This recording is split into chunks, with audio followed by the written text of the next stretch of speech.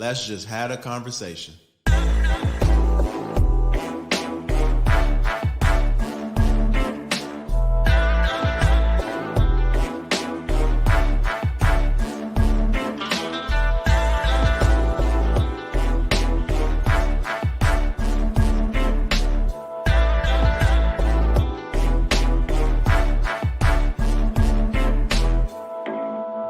y'all doing, family?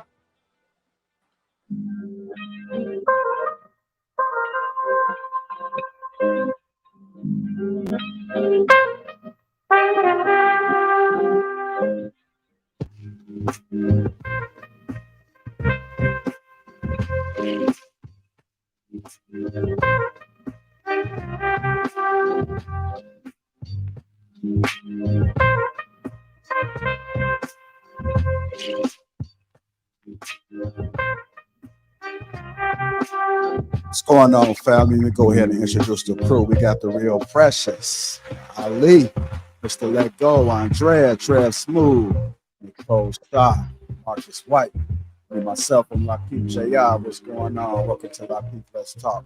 How y'all doing, family? How y'all doing? I'm good. How are you? Doing good. Doing all right. Oh, wonderful. No complaints over here. Good to see you guys. That's my camera there. It's good to see you guys again. I also got the shades on, Nicole. There you go. It's good to see you guys. Welcome to Lapeef Let's Talk. Before we get started, make sure you guys hit that like button. Also, make sure you subscribe to the channel. I do have a special announcement that I will be dropping. I'm coming out with a beard line. Announcement should be dropped probably next week or so. So if you guys looking to get your beard in order, make sure you do so. Also, shout out to the sponsor again, T-Channel, the Uncomplicated Skincare for Men. 30% off loan and free gift. That link is in the description. We do have a couple more people that should be dropping in. So just look out for them. How y'all doing, family? Y'all good? Yeah. Yes, sir. Guess y'all just too cool, man. Everybody got shades. Well, mostly everybody got shades on. Well, you know, I was born with shades on, so. I'm blind. I'm just blind. Blind. Hey, do it make you grow hair or just help with the hair you already got? Both, man. Both. You know, softens us up, help with the growth. Like your beard to be blowing in the wind. Yeah, we can make sure. Yeah. It help all that, Mark. I got like 5 hairs right here. 5 hairs right here. And I ain't never cut this. I'll be 41 and won't have no hair on my face. This shit crazy. That's all 41. Yeah, you know I was that old? Well, yeah, I'll be 41 No. next birthday. Yeah. We got some old schools in the house, man. How old you thought I was? I would say in your 30s. I thought you was my age. 27. What? Let's start the show. Let's go to start. Shout out to all my green gangers from the chat. Dale, Matthew, Jordan, Big Pressure, Marcellus. We got Jordan in there. Marcellus just became a member, so shout out to you for becoming a YouTube member. Mr. Renegade, want to become part of Green. Mr. BX80 say want to become part of Green Gang. Make sure you click that link that's pinned to the top of the chat. Paris is in the chat as well.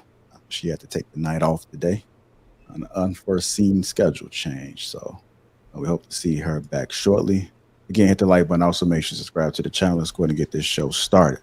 Our first topic of this evening is becoming a list of what you want. Becoming the list of what you want. I do have a clip for context, so no worries. I know everybody was feeling a little worried. Here we go. I told some ladies one time in this deal, Women Evolve, I think it was. I said, let me show y'all how to find the perfect husband. And of course, you know, a room full of ladies like, woo! He finna tell me, and they start pulling and pulling and pulling. Yeah. I said, I need you to make a list of everything that you want him to be. Make a list. Everything I want his credit score to be 850. I want him to be making $200,000 a year. He got to have his own house. I want him to be well groomed. He got to be well rounded. I say, make everything on that list that you want in a person. Do it. Put it all on there. Everything. and become the list. See, we're not willing to become the list of what we want. Ooh. See, you just want a bunch of stuff, but you're not willing to become a bunch of stuff. All right, there it is. Becoming a list of what you want. I'm going to go ahead and start with you first, Marcus. What are your thoughts about that? Becoming a list of what you want. Yeah, so I think we talked about it last week where I was saying the people with all these lists need to become a list of what they want, or aspirationally all the things you would like to be, work towards those, and then your energy will attract the person that fits the criteria for those things, because like attracts like, and water sinks to its level or rises to its level, whichever may be the choice. But I think like maybe a little off about that is the qualities that men would like from a woman are not symmetrical. It's more of a give and take, so you fit in the yin and yang. So it's not the exact same thing. She might want this type of masculine energy, this type of assertiveness. He might want this type of feminine energy and this type of just malleability or pliability to go along with the relationship. So I think it's good advice taken with a grain of salt, right? Because you got to take into account for the things he may want that you may not, and vice versa. So you don't be stuck in a relationship where you saying he's sassy. You know what I'm saying? So yeah. Not sassy. Hey, what I've been on social media now reading stuff. What do you say, sassy apocalypse? I think if your list is the same, it's a sassy apocalypse. But yeah. All right, I'm gonna go to you, Ali. What are your thoughts about that? Becoming a list of what you want. I definitely agree with part of what Marcus said. You should be what you want to attract. So like you shouldn't have bad credit talking about you want a man with good credit. Or you shouldn't be broke and want a rich man. So I mean, unless you like super young in the world, but if you're over 30, you should most likely be the list. All right. Go ahead, Trav, Smooth. If I can find that mute button. Okay. So he's on track in a way, whereas you should be equally yoked. That's what we speak about, right? And that's what I was hoping he would be alluding to. But as Marcus touched on a little earlier, we don't want the same things. If a man is making a bunch of money, he could care less what his woman doing as far as that's concerned, right? A man should be assertive. A woman, he's not going to want that from a woman. He's going to want someone who's more submissive. So that's the complete opposite. You can't possibly become the list that you want, because men aren't looking for the same things that women are. It would never work that way. Like if we're masculine, we don't want a woman who's masculine. That's outrageous. We want a woman who's feminine. If we want a woman, we don't need to do the same thing. Marcus had it when he said the yin and the yang, because I'll take up this part, you take up that part. And that's how you come with the balance, right? But at the same time, where he was on point was just to say, all right, because what he's getting at is a lot of women would ask for a lot of things. They have a laundry list of things that they want, right? They want the man to do all the things that he said. We won't go down the list, but we get it. Now, what is it that you offer? And I know women hate the question about what do you bring to the table, but yeah, what do you bring to the table? And we don't necessarily mean money, right? Because me personally, I've never, ever looked for a woman for money. That's crazy, because as a man, I think you should be the provider, right? You should be able to create a space where a woman could rest in her femininity, right? But there's certain responsibilities that you do. I do believe in gender roles. It is what it is. So I'm going to do certain things that I would never have you do, right? No woman for me is ever going to touch trash. She ain't got to shovel snow, none of that stuff. If whether I pay for somebody to do it or I do it myself. But there's certain things that I'm not going to do either, right? I'm not doing no dishes. No, we do have a dishwasher, sure, but I'm not even putting them in there. No, I'm not doing that. Certain things that I'm just not trying to do. But at the same time, certain things you don't have to do. I'm going to do my part. You're going to do your part. And it's not going to be a burden on anybody, because I understand. It's my job to make a woman's life comfortable and easy, right? And there's very little that she's going to have to do. And it doesn't mean you need to sit in the kitchen slaving every single day. You're going to get your breaks. You're going to get some days where we could just go out, have date night, or whatever, or we order out, whatever, that's cool too. So I understand, but you have to have that balance. And where he really lost me is when he trying to say that we want women to go ahead and make $200,000 a year or have a credit score. I don't care what listen, you can't have debt that I need to take on if we're going into a marriage. That's not cool, because I don't need to be paying for stuff that you did before you met me. But at the same time, if your credit's a little shaky, it doesn't matter, because mine's is A1. So I don't need you for financing. I don't need to put you on a mortgage, just whatever. It doesn't mean that you don't have just as much rights as I do, but I'm just going to take care of that part, and you don't have to worry about it. Let me deal with all the hardships. I'll deal with that. You don't have to worry about bills and none of that. I'm going to take care of what a man should do, and you can go ahead and relax and just take care of me. I'll leave it. Vincent in the chat says, so far, nobody's answered the question. We come in a list of what you want. Go ahead, Andrea. What are your thoughts about it? I kind of feel like, well, there's a couple things here, to be honest. I feel like why do we assume, like, when we're talking about finding the best husband, why do we assume that women aren't already what they want? Why do we assume that they're lacking in some area because they decided that they want to be married? So I would just have to kind of like break down what his thoughts are of women as a whole, because it seems like it's rooted in patriarchy. I also feel like it's nothing wrong with wanting someone who may have more money than you and who may have access to other resources that you may not have access to. I mean, we talk about leveling up all the time. Like, I feel like when we're talking about Black women, it's like, oh, settle for this or settle for that, when people have been being married to like get ownership of kingdoms, get royalties, all kinds of stuff. Like, people would pay like, bride prices for women, all kinds of stuff. So, I mean, I don't know. I just feel like the conversation surrounding what you need to do to get a husband is like tired anyways. So I don't know. Maybe if you would have came from a different angle of just like being the best version of yourself, it would be different. But that's just my opinion. All right, go ahead, Precious.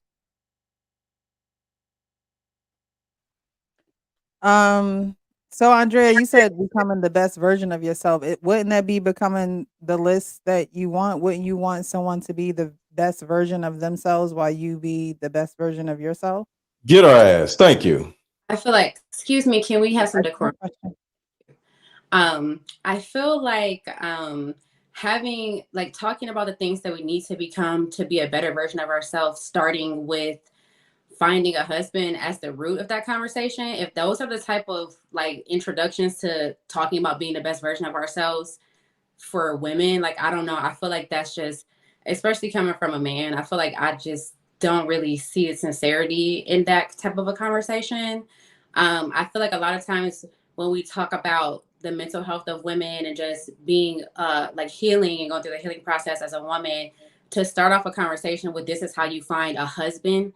So you're validating your worth and being the best person that you show up in this world as having a husband. Like, is that what we're doing? I don't think it's necessarily to find a husband. I think as a woman that you just need to be the best you, period. I think being the best you will attract the best husband or the best man or the person that has the same goals. And honestly, a lot of people don't even know what their purpose is. So you're getting with people and you don't know where it's going. Y'all just look good together. Y'all just cooling, but there's no purpose. So I think that once you find out what your purpose is as a woman, it'll be easier to, weed out those people that are just not aligned with you. I think we get so caught up. While women, I do think that we do need to be covered. I believe that we do need husbands, but you have to be the best version of you as a woman. And that comes with a certain mindset. And that mindset comes from being raised that way. So if you weren't raised that way, it is going to be a little harder for you to get in the mindset of a wife. Now, you may be a good woman, but you also may be this woman that, wants this man to make all this money. You haven't seen a man work hard and come home and take care of a family or even break his back to go out and work for himself and his family. So I think you have to have a certain mindset, a unselfish, a very selfless mindset to be in the position of a wife. But before you talk about a husband, you got to be the best you possible. I think that women get offended or attitudes when a man says what he wants in a woman. And there's nothing wrong with that. You just have to be the best you. You won't get offended if that's who you are. And I'm not talking to you personally. I'm just saying in general to women. Can I respond, or I don't want to cut anybody Sure. off. So I think if you would have came from that perspective of first starting out with knowing what your purpose is, if you would have led with that as opposed to being like, in order to find the best husband, like I think I would be able to accept it more. But I feel like this type of a, I don't know. I just feel like it's very, like just this type of a conversation surrounding what to do to get the best husband, like as opposed to like find out what your purpose is. I don't know. I feel like it's counterproductive. If your purpose is to be, if you feel like you need to be married to if you need a husband to survive, that's, your personal individual thing. I think that's rooted in codependency as well. If you feel like you need another person to be happy and feel fulfilled in your life. But that's just me. I mean, I think we should be talking about like how to just be the best version of ourselves, whether you're married or not. Can I say something? Yeah, go ahead. I think the question is directed towards men and women. So it's not just like, oh, women need to do this to get a husband. And I also think that with the situation in the Black community, with it being not that a majority of good men, Black men to choose from, we got to get out of the American dream. Like, oh, somebody going to come save you. You need to be on point. You need to have your credit together. You need to know about real estate.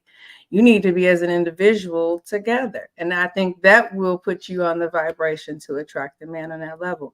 A lot of times on Instagram, I see a lot of women talking about, oh, I need a man with a bag. I need this. I need that. But what do you got going on? That's just my opinion.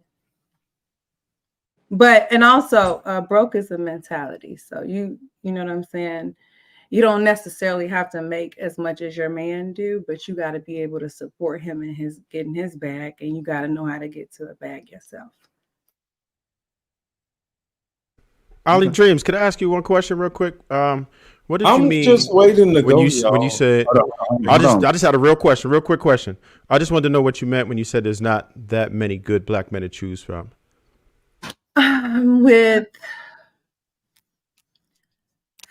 Come on now, we know about, we don't have to, y'all been around a while.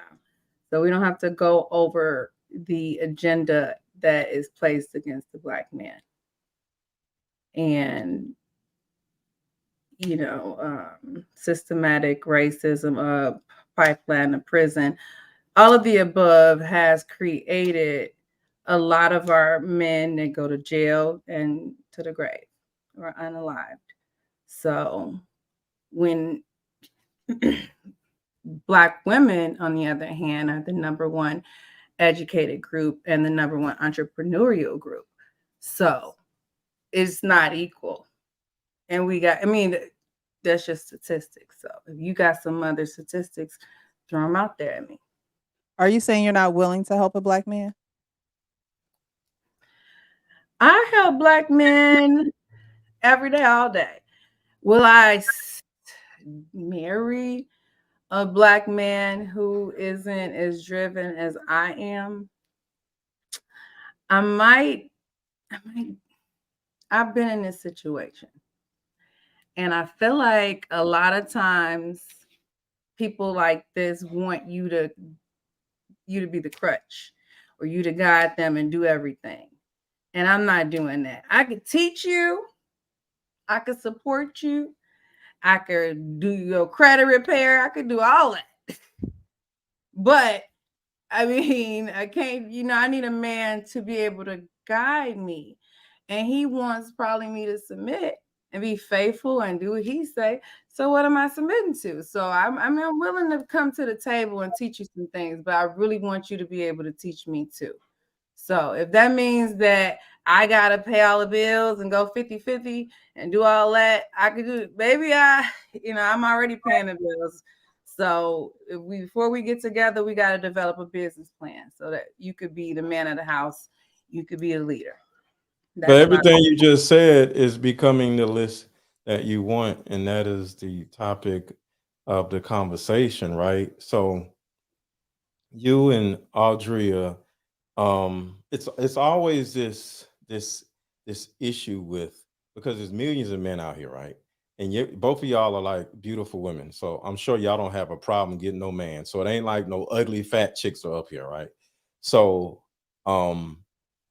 if you two, just as an example, are having trouble, and I'm going by, you know how these men are. It's not a lot of good men to choose from, right? That's just, I'm just going by y'all's reaction to that.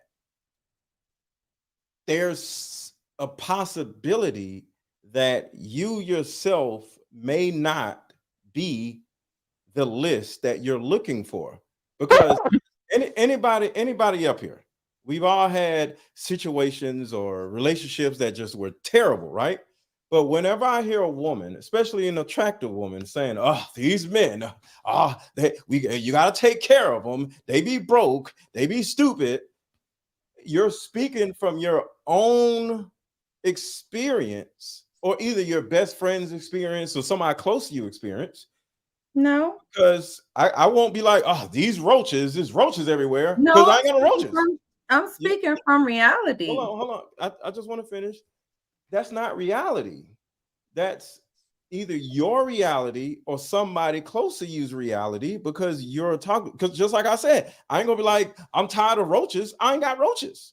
None of my friends got roaches. Nobody around me got roaches. So it's no time in my own life am I going to complain about something that I don't see or deal with. So whenever I see a woman have a sentiment about black men either being broke, dumb, you got to lead them, you got to be their mama, I can only assume, and this is an assumption, that this is your own experience. So what I want to ask you two young women, if you have this assumption that these men or black men need a mama, they broke, they stupid. Who said that? You said that, and No. Audrey was like, yes.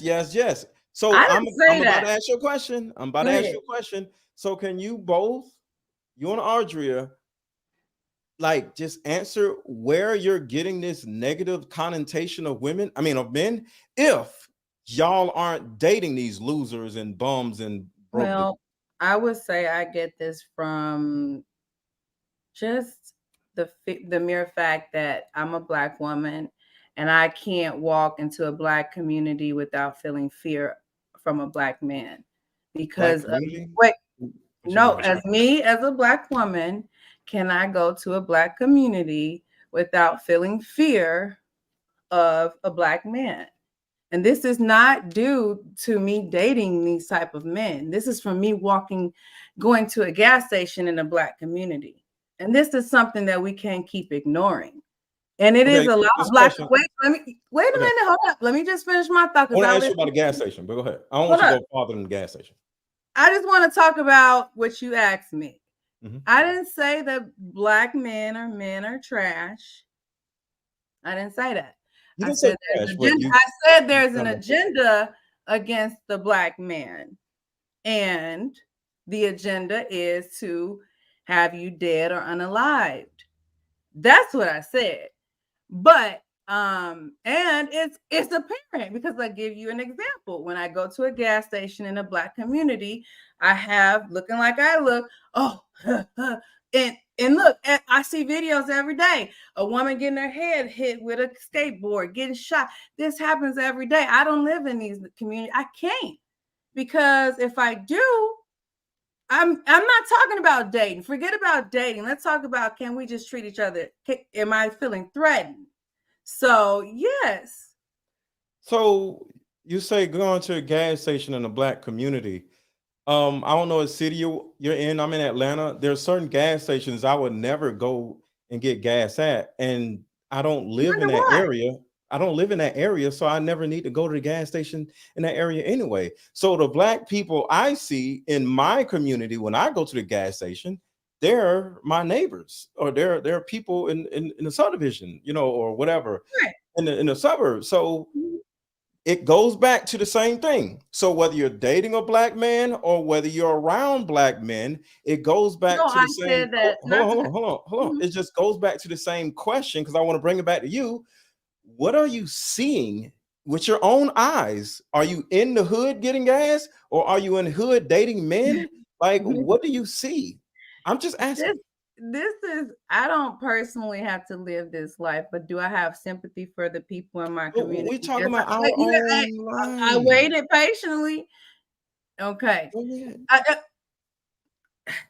Am I going to become an elitist and move to uppity, you know, super educated? Yes. I do. Well, hold up.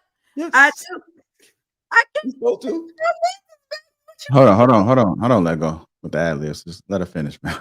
I can't, because I do like to get my sentence out. Because I lose my train of thought where I was going with it. I don't go to these neighborhoods. Okay. I don't live in these neighborhoods.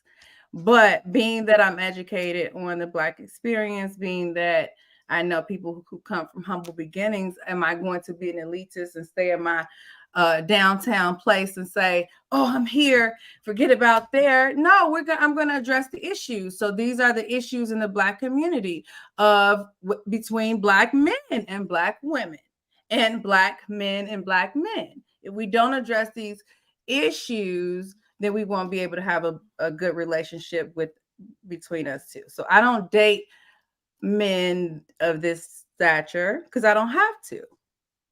Okay. I am the list. I am the list. Okay, so with all that being said, becoming the list of what you want. Let me just answer it. One, I don't see a problem with what he said, because if you look at the context in what he said, I think he said he was on stage and women were in the crowd, and he started asking, what type of man do you want? Apparently it's a crowd of women, right?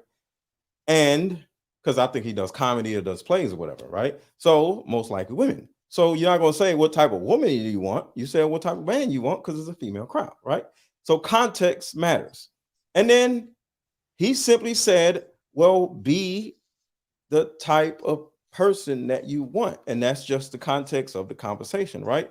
So when it comes to that, I look at it as environment also. So if you're not around these weird dudes or in the hood going to the gas stations or whatever, it's important to be an elitist. And that's just my opinion. Like, being an elitist makes you safe. I ain't going no damn hood. Like, if I ride through the hood, I ain't get no gas. I'm not dating. Well, you know, I don't usually and most likely won't date a hood rat, but but Oh, really? so overall, I'm not in situations where I'm exposed to buffoonery and stupidity. So with me, I think it's hard for us to actually clear our heads of the stupid shit that's going on over there, so we can actually focus on the type of men and women that we want. Because it's always the other people, and we just like, oh my God, the people that we don't even want or see are trash. Right. We So gotta I focus can on ask the you people that something. we want to be around. How many men are like you in your neighborhood? Like, I know Atlanta is up and booming in the Black community, but we're talking about nationwide. How many men statistically can do what you do? I'm the brokest. That are Black. No, that are Black. That's the key. I'm the brokest entrepreneur in my friend group. Like, I'm not a millionaire yet. I would say the majority of my close friends are millionaires, and I'm not even a millionaire yet. So I'm the brokest out of all of them. So, they probably look at me like I'm a bum. I do well, but I just don't do as well as they do. You feel me? So the whole thing about it is my environment is so beautiful. My environment is so the norm. cultivating, huh? Is this the norm? Is this the norm? Yes. And the reason why it's the norm is because when Not for you, for black men. All right, so we got to Black- get to the Okay. other people. We can come back around to y'all. Okay, so let me just answer that. For black men, the answer is yes, if he has common sense. Because when I was in the hood, I left my badass neighborhood at the age of like 19, and I moved to the suburbs. So no matter what age you are, you can change your you can change your life. All you got to do is move away. All you got to do is separate yourself from stupid people. Stop messing with dumb women, or stop messing with dumb men. Bring your standards up. Go get therapy. Make some changes in your life, because there's millions of men out here. There's millions of women out here. All you got to do is go to the other side of town, whatever city you're in, and boom, a new group of people. And it's not even that expensive to do. That's my answer. Ladies, divest. What'd you say? Divest, ladies. Why? We're gonna come back. Oh yeah. Go ahead, Nicole. What? This conversation is so interesting to me. I'm gonna kind of take it a little bit back to what he was talking about in the clip. So for me, I took what he said as that, you want the prize, but you not the prize. How you gonna want something? You know what I'm saying? You want the best, but you not the best. You know what I'm saying? That's how I took the clip, and I feel like that clip is definitely universal. I feel like it could definitely go for both men and women, even though he was speaking to women predominantly. But I do think there's something about women who have been feeling like, and don't kill me, ladies, but I feel like a lot of women feel entitled. They feel like they are the prize. They've been taught that growing up, that they're the prize. So it makes them feel like, oh, well, I don't have to do too much but be a woman, or I could just show up, but he needs to have X, Y, and Z. Because it's been my experience that most men don't have this long drawn out list the way that we as women do. You know what I mean? And so I just think that, not to tell any lady or any woman to like not have standards or not have a list, but at the end of the day, you need to kind of take a look at this actual list and think that, is this something that you think that the type of man that would fit this list would want someone like you? And it's just really just accountability and really kind of doing self-reflection about who you are and how you kind of come across. So maybe there's nothing really wrong with your list, but maybe there's something wrong with you. Maybe you have to kind of do some work with you to get yourself together to be able to get the man that you want on this said list. So that's all I'm going to say. I just want to ask a question. Andrea, can you explain what you mean by ladies divest? Just so I'm clear on it. Thank you, bro, because that was nuts. Yeah, because I'm coming. What's wrong with it? I feel like a lot of times when it comes to the dating room, a lot of Black women tend to not go outside of their culture or want to experience other people, other demographics. And for the most part, Black men date outside of their race all the time. So instead of having a conversation about, you're not willing to help a Black man, why don't we just encourage people to date outside of their comfort zone and date people who may not be Black, or date people who may not, be millionaires or whatever? Like, why do we have to why does it have to stay in this bubble of like, you want to date a Black man, you gotta help him up. Like, why can't you just I would just encourage Any man you are going to be with, you're gonna have to help him out. Any man. What you think you're just gonna sit pretty? Is that your plan? Yes, that's exactly what I'm gonna do. So go ahead. So within sitting pretty, what are you going to go get? A white man, an Indian man, a Chinese man? I'm not with somebody who needs to be married to survive. We have two different logics, and I just can't do that. I'm sorry. So I want to ask you a question. Right, there's a lot of I problems want to ask your question real quick. I have no problem with what you said, right? A man, woman can date any race, right? But for you to turn around and say, you unmuted while we was talking and was like, ladies divest. It just came out of nowhere. Like I said, it just came off as everybody kiss my ass, right? Do this instead of this because these dudes are whatever. because there's negative connotations, right? Because if I was like these bitches, all y'all gonna be like, what? And if I turn around and say, oh, I'm not talking about y'all, but I unmute and said these bitches, y'all gonna be like, no, you talking about us, right? So when you say ladies divest and we're talking about dating, it alludes to the fact that you're saying give up on black men. So it's not date whoever you want, is only date white men and get away from these black men. Why that? But Mr. Lego, you No, I want to ask her. I want to ask her. I want to just say one thing real quick. I just want to ask her real quick, ma'am. Andrea, please let me just say one thing. But and you give up on black. That from Andrea first. I just want to hear from her, please. But I want to just interject, and when I'm interjecting, don't do that. But you give up on black men too. You just said don't go to the hood. Go ahead, Andrea. I just want to say that.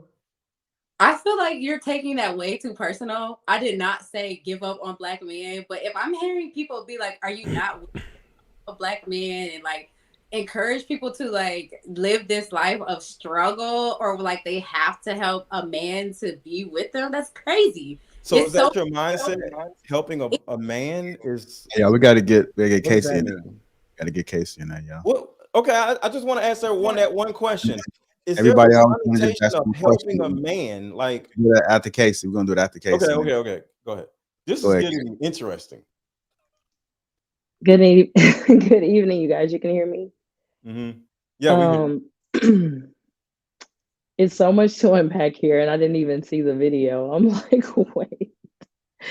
I'm sorry I'm late. Like the kids had struggled getting to bed, but not seeing the video and just listening to what everyone is saying. Ladies, I have to be honest. I'm like really heartbroken at what I'm hearing from Andrea and Ali. I'm heartbroken because, like Mr. Let Go is saying, your environment and who you've been exposed to can shape your perception away from what reality really is. I have 3 brothers. All 3 of them make above 6 figures. One is about to walk down the aisle at almost 34 years old. He has his own house, no children.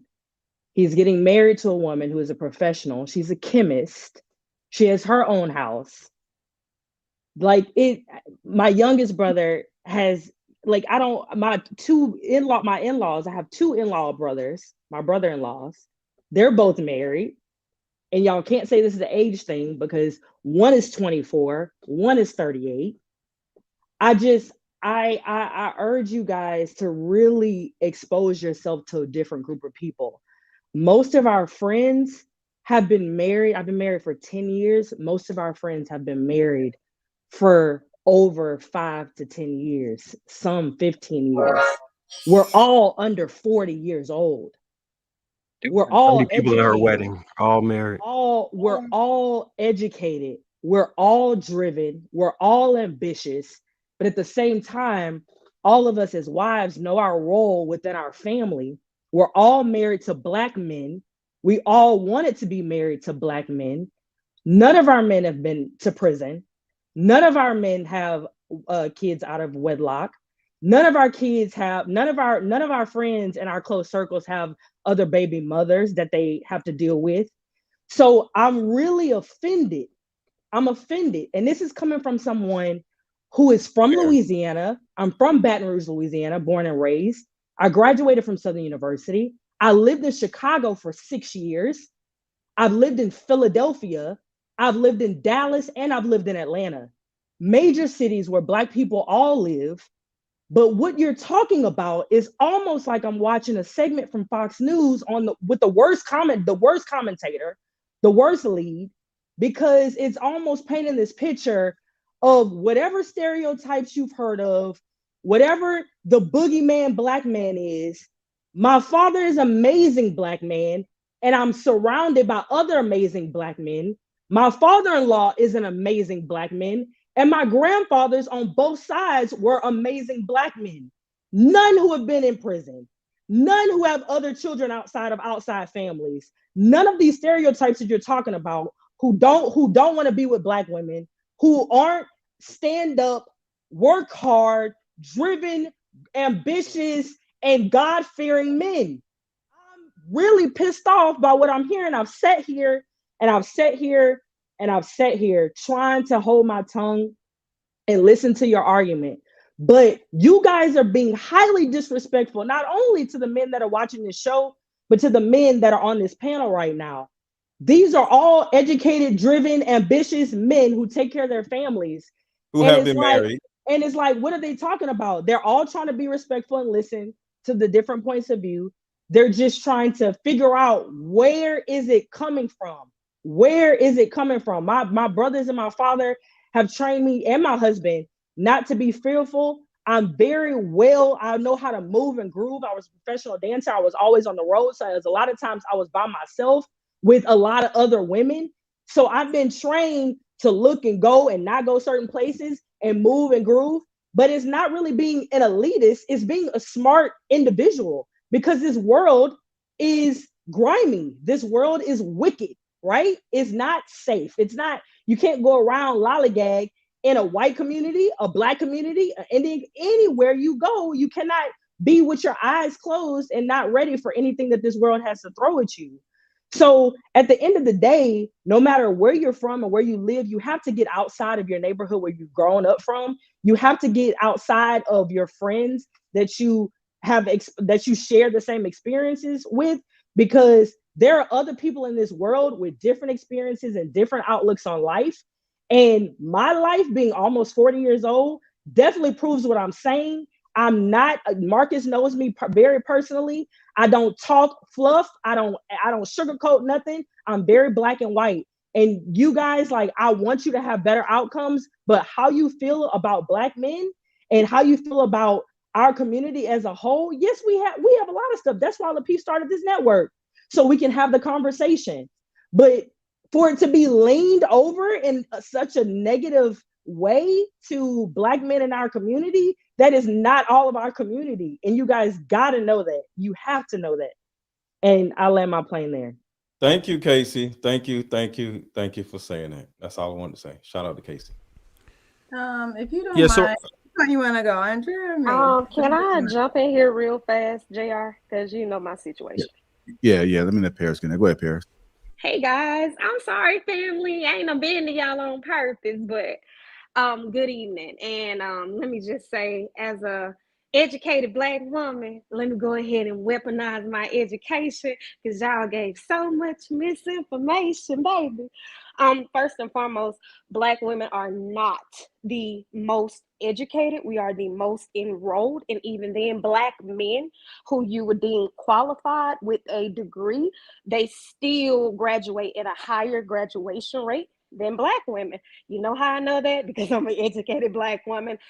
Secondly, as far as you guys are talking about, like, building with a man or struggle of or this, that, and the third, let me just go ahead and say there is not one ethnicity of women who do not work.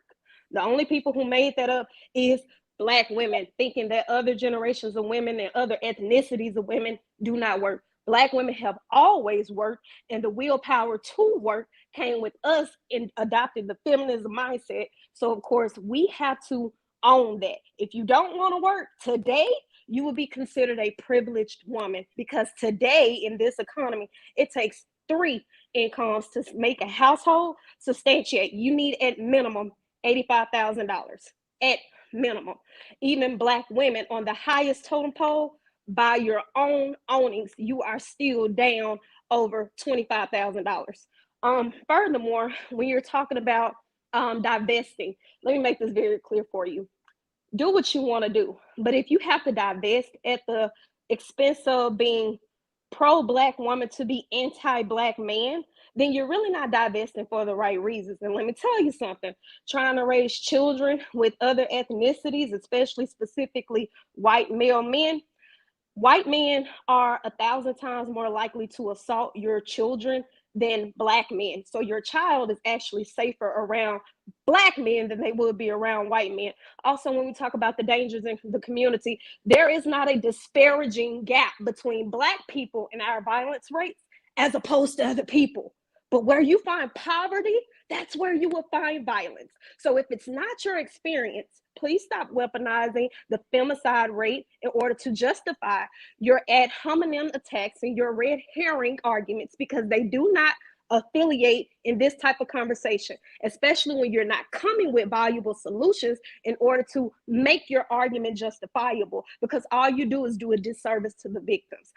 Furthermore, if we're also talking about other things such as this 50-50, let me tell you something, baby. I promise you, it makes more sense to pay 50-50 on a bill than it does to just pay the whole damn bill. I promise you, if I can get 50% of my rent back, I'd take it. But when you guys are talking about having to deal with a man or having to struggle with them, and you're specifically downing Black men, again, in order to be pro-Black woman, you should not be anti-Black men, because that's internalized self-hatred. At that point, you are projecting. And then when you're saying things like, oh, well, I got to build him up, I have to work with him. I don't know if you guys know, they still make more than us. And when you're talking about qualified Black men, whether you're talking about queer men, LGBTQ affiliated men, or you're talking about regular, everyday, heterosexual, cisgender men, whatever you want to call them, at the end of the day, when you put us beside them, the only thing that they don't have that we have is in regards to the suicide rate, because they have the highest suicide, they have the highest genocide, they have the highest unemployment, and that is due to mass incarceration. It's not due to some form of oppression between Black women and Black men.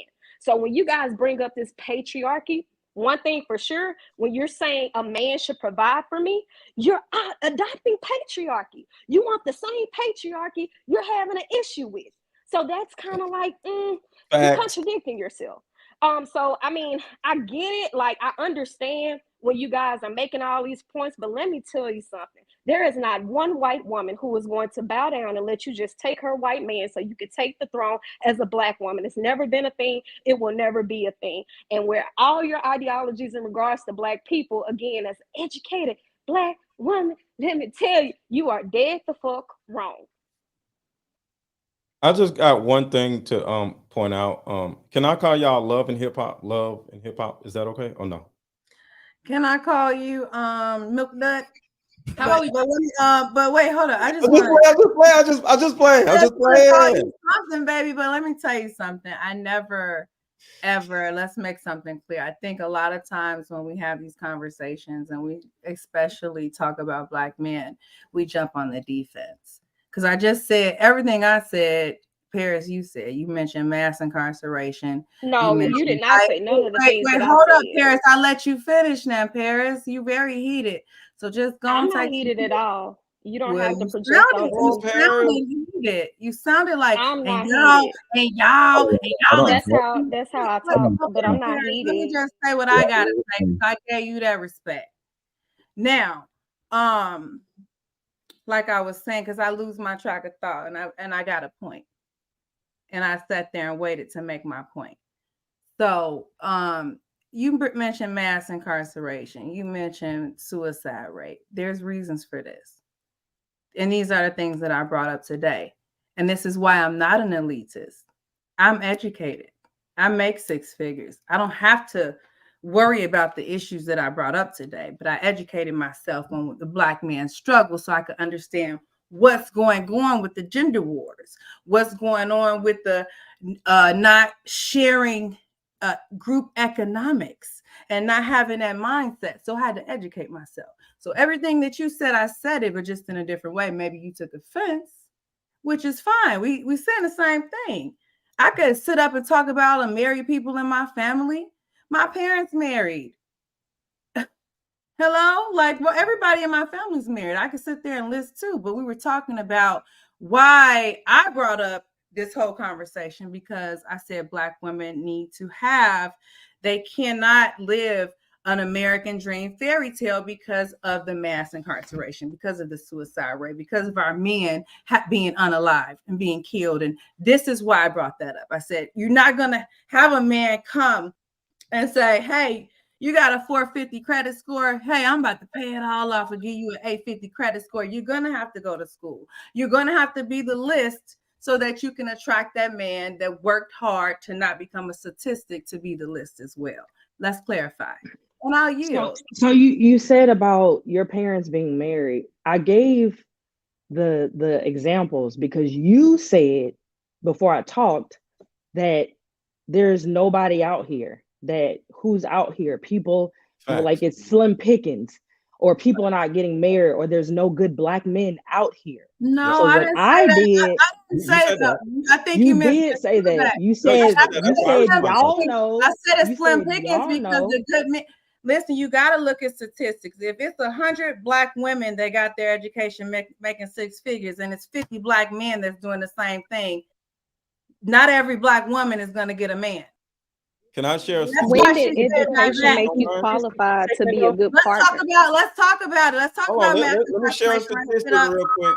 I'm not talking about mass incarceration, because I'm not around mass incarcerated men. We have to talk one at a time. Casey, I just want to say one thing. You saying talk about mass incarceration? I'm not talking about that, because I'm not surrounded by men that go in and out of prison. To the conversation, Casey, but that's why I brought it up. No, I listened to what you had to say, and I responded on what you had to say. Because she said, "Why are you talking about slim pickings?"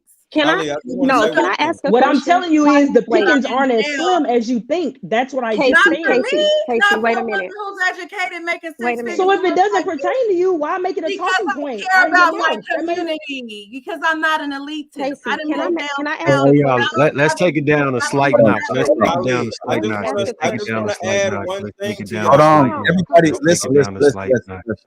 I'm going to go to the people that can speak. It's too much talk. They can't hear us. All right. I know Trev trying to get in there. He probably the one that's been patiently waiting, y'all. Let's go to Trev, and then we'll go to Paris, and we got to kind of keep it going, y'all. Go ahead, Trev. Paris did hit a lot of the points that that I was going to talk about, because that once I heard the word divest, it made me think, because I'm like, all right, because it's not really that much of an option, right? If you look at the stats, no matter how you look at it, all dating apps, all evidence supports that Asian men and black women are the least sought after. That's just the facts. So it's not that easy to divest, even if you wanted to, right? If you talk about the loyalty rates, right, it's not separated but by about 5 points of how much black men marry out versus black women. So at the end of the day, we do support each other.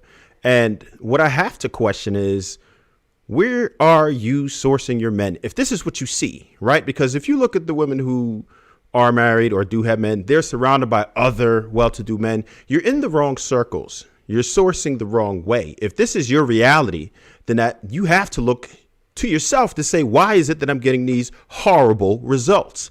If you can't take a look at yourself and understand, like, damn, I must be doing something wrong, you're never going to come to the proper conclusion. You have to be able to have the ability to reflect on yourself. And it looks like you're not, because everybody else is able to find them, right? If you're talking about 50% of black men are single and childless, what are we doing?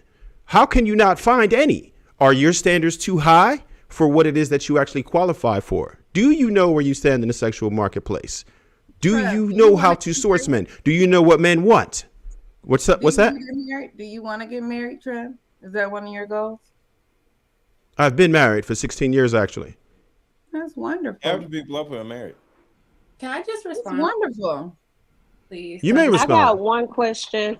Okay. I got one question for the other opposing side. What about getting an education deems you a qualified romantic partner? How do you correlate those two?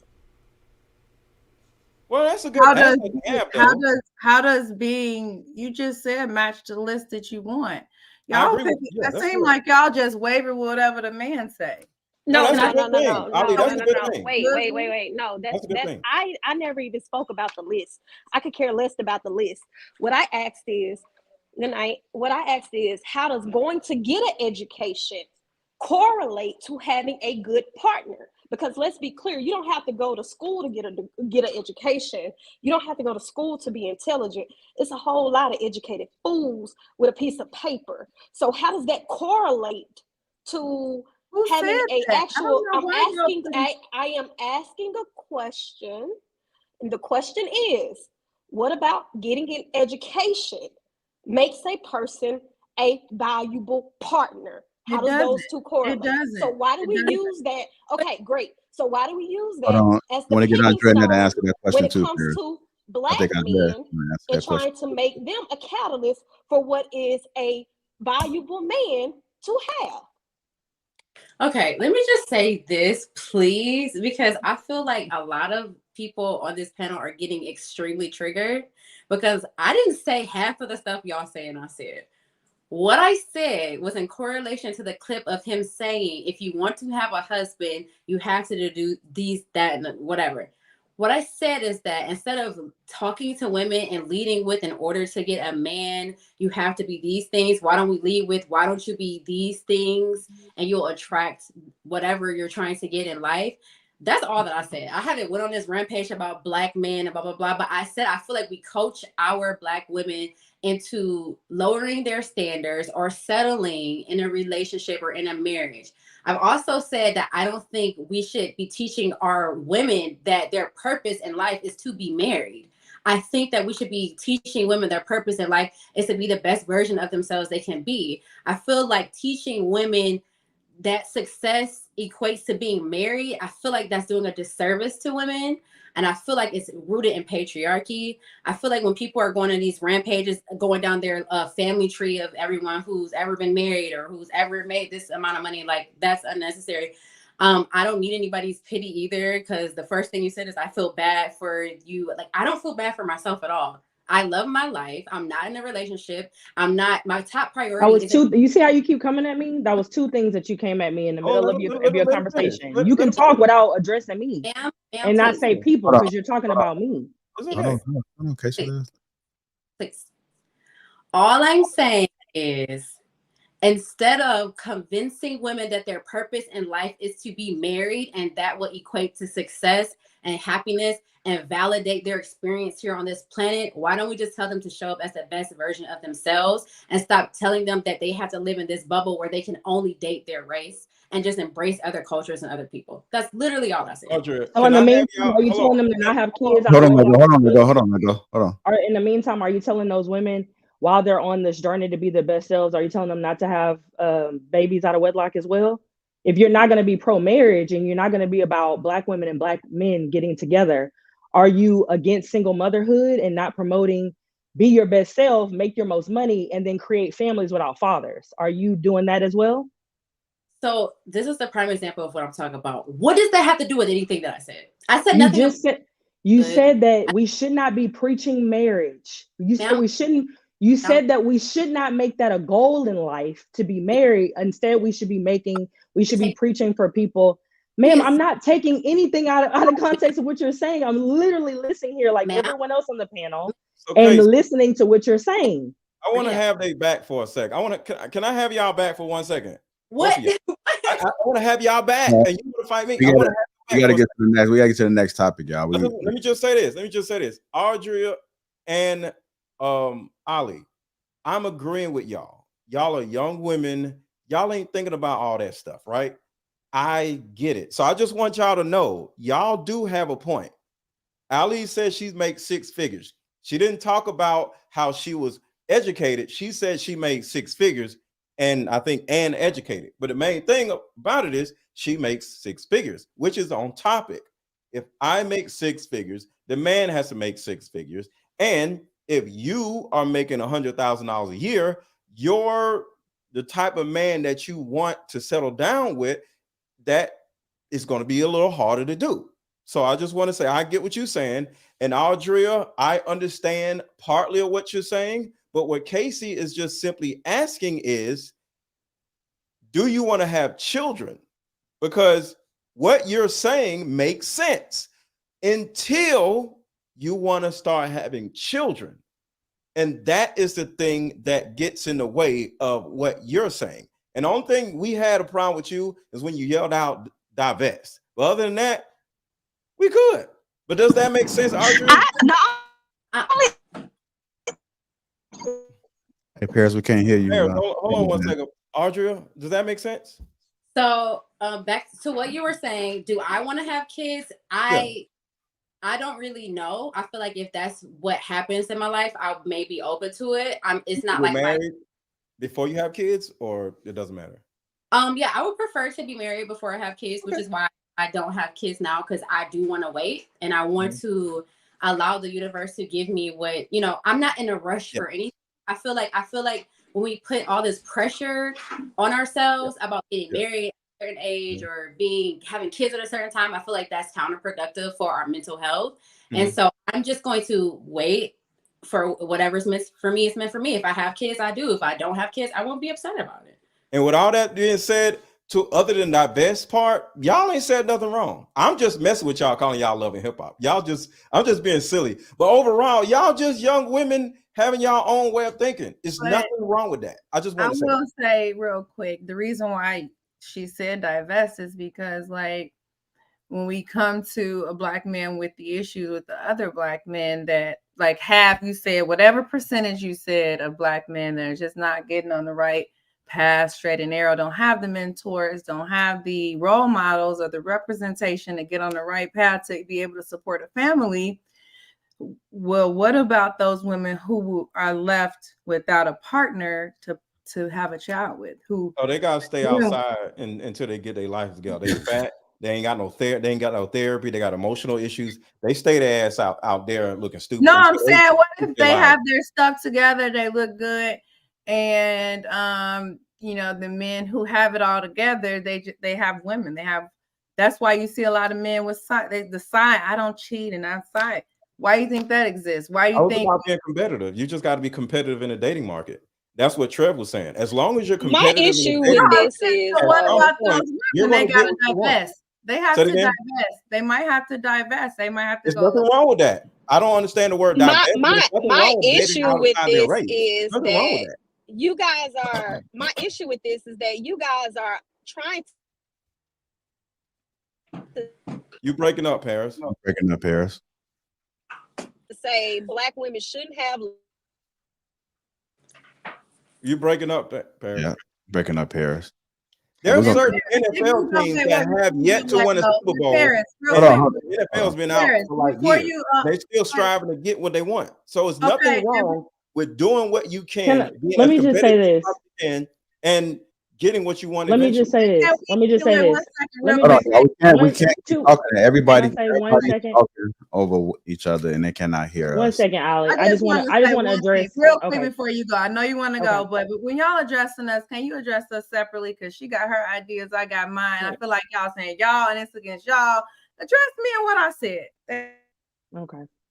I just wanted to tell Andrea what the last thing she said. Can y'all hear me? Oh, I didn't know if I muted.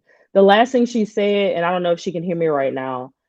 I respect what you're saying, Andrea, but just like as women, we are very we're planners, right? And if there's anything that we want out of life, we have to plan and move accordingly.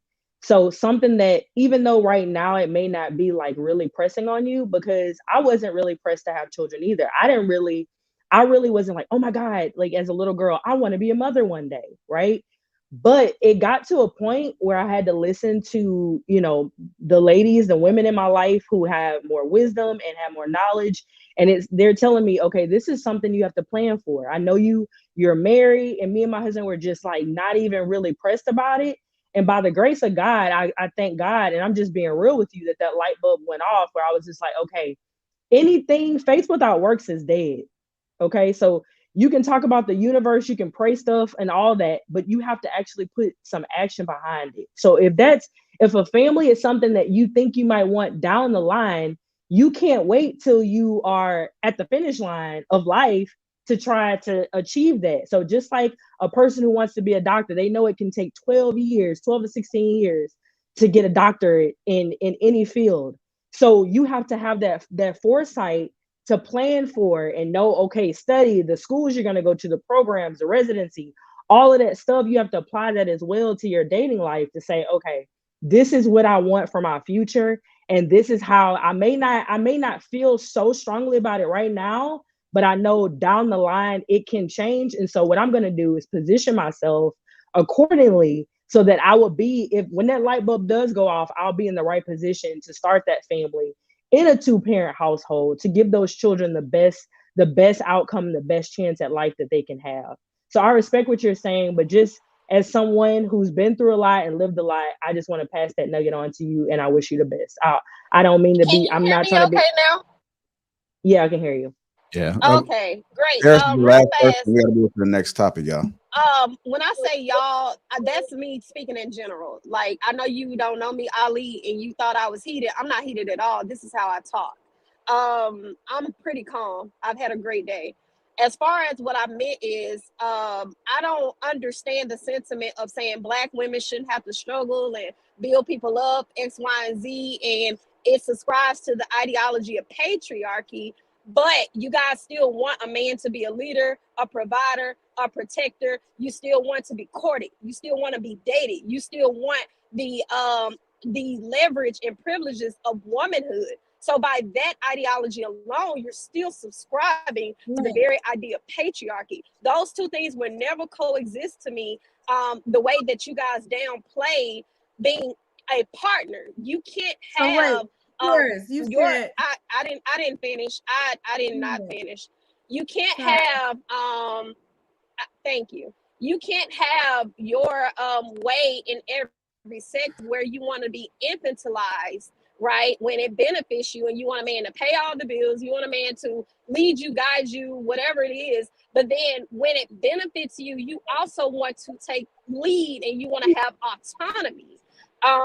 It's subscribe to the ideology of patriarchy or you're not. There is no gray area for that. So Paris, I just wanted to ask you, you said that building up a man is a part of patriarchy. And then you said also me wanting him to provide is a part of patriarchy. So that's a double entendre that doesn't make sense, because building up a man is not a part of patriarchy. Patriarchy is where the man actually runs the show and he's able to run it because he's already built himself up, or he maybe used women to, I don't know how he got built up, but patriarchy is where men run the show. So if you're running a show, I'm not building you up. I don't think, unless it's, I mean, can you explain that a little bit more? Audra actually brought up patriarchy. I don't think. Wait, because I have low service, Mr. Lego. I didn't say that, and that's why it's very important for us to listen when each other are speaking of opposing viewpoints. Because I said you can't say you don't want to build a man up, and then you also want to be a leader and provider and this, that, and the third. But you also want autonomy. That was my main point. You can't pick and choose when it benefits you to be infantilized, or we want to be an individual that has a separate ideology from men when you're still wanting the benefit of what men can provide. So yeah, that's what I said. I think y'all are looking at both of them as one. Hey, we got to move on. We got to move on. We got to move Not on. Ali. We have to move on, y'all. We got to move on. Yeah. You guys just tune in. Welcome to Lapeef. Let's talk. Hit the like button. Also, make sure you subscribe to the channel. Big pressure. $5 says just be wise enough to know who you are and what you want out of life. Hink in the base of jazz. That my friend, Miss Coffee Day. Good evening. There go your friend right there, Ali. Brother Hink. Hink in the base says shout out to Ed Ali Dreams. New day, same mindset. Hink again says let go. Now you see what I went through. PTSD is real. KCB cooking them. Fire emojis. Arnold Allen the third, $2. The Palo Santo won't save you. I hope I said that correctly. Arnold again says, do you need the income to match or the education? Hink in the base said Mr. Let Go is just agreeing so he can eat your ass. Dating to marriage, support $10. If women are not made for marriage or meant for marriage, then what would that make women? A nun, a sad, prostitute, lonely? People naturally need companionship. I thank everybody that has contributed to the platform. Thus far, hit that like button. Also, make sure to subscribe to the channel. Let's go ahead and keep it moving. Do we need to call HR? Everybody's good? Do we need HR on deck? Any hurt feelings reports? Everybody good? All right, on the next topic, I'm going to go to the people that's been quiet. Marcus, Precious, Nicole, Latrev. I'm going to go to them on this next topic, and then we'll circle it back around. Let's make sure we share the mic, folks. Our next topic of the night is too many women only feel useful when they are helping fix a broken man. I know we kind of talked about a little bit of this, so it should be an interesting topic. Here we go. If the majority of our women know how to handle a good man. Unfortunately, too many women only feel useful when they are helping fix a broken man. Because the things that you can do for him are obvious. He need to drive my car. He need to hold a couple dollars. Been there. He needs somewhere to stay. Been there. You know, Been there. those things are Nice. obvious. But a man who's actually building something, a man who's in school to be a software engineer, a man who's got his own car, got his own apartment. I think part of the hit that our community's self-esteem took is subconsciously some of our men and women do not feel deserving of nice things. So we will sabotage it and use words like he's boring, he's exciting to excuse our behavior. When the reality is, no, it's not that he's boring and he's exciting. It's just you can readily identify what he needs. It's he needs a mom. And I know how to do that. I grew up seeing that. I don't know how to be a wife. I don't know how to be a girlfriend. I didn't grow up seeing that. And I think if we can move the needle away from, these niggas, they'll let you fix them and then they go their own way, to we are choosing brokenness. So similar to Jada, it is in a way, because remember during the interview, she was like, I haven't felt good in a while. It feels good to fix somebody.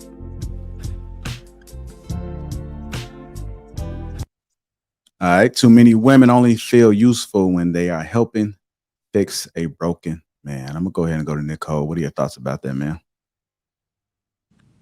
So I actually somewhat agree with that, because I think everybody wants to feel needed, right? Feel wanted. And I think a part of feeling needed and feeling wanted is to feel useful, right?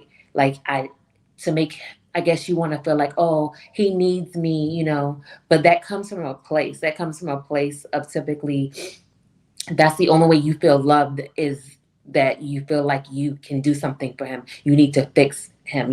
There's a lot of deep rooted things that come out of that. If you feel like this is the only way as a woman that you feel useful is to fix a broken man.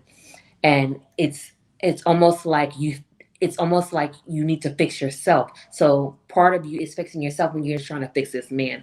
And I do think that there are some women, not all women, and I'm not going to say most women, but I do think there's some women who may feel like that. Because if not, why do a lot of women go through the same cycles, right? You keep picking the same type of men that are quote unquote broken, but you're not learning any lessons from that. But then you continue to do that because deep down, you need that to validate who you are. You need that to validate your usefulness and to feel like you're worth something.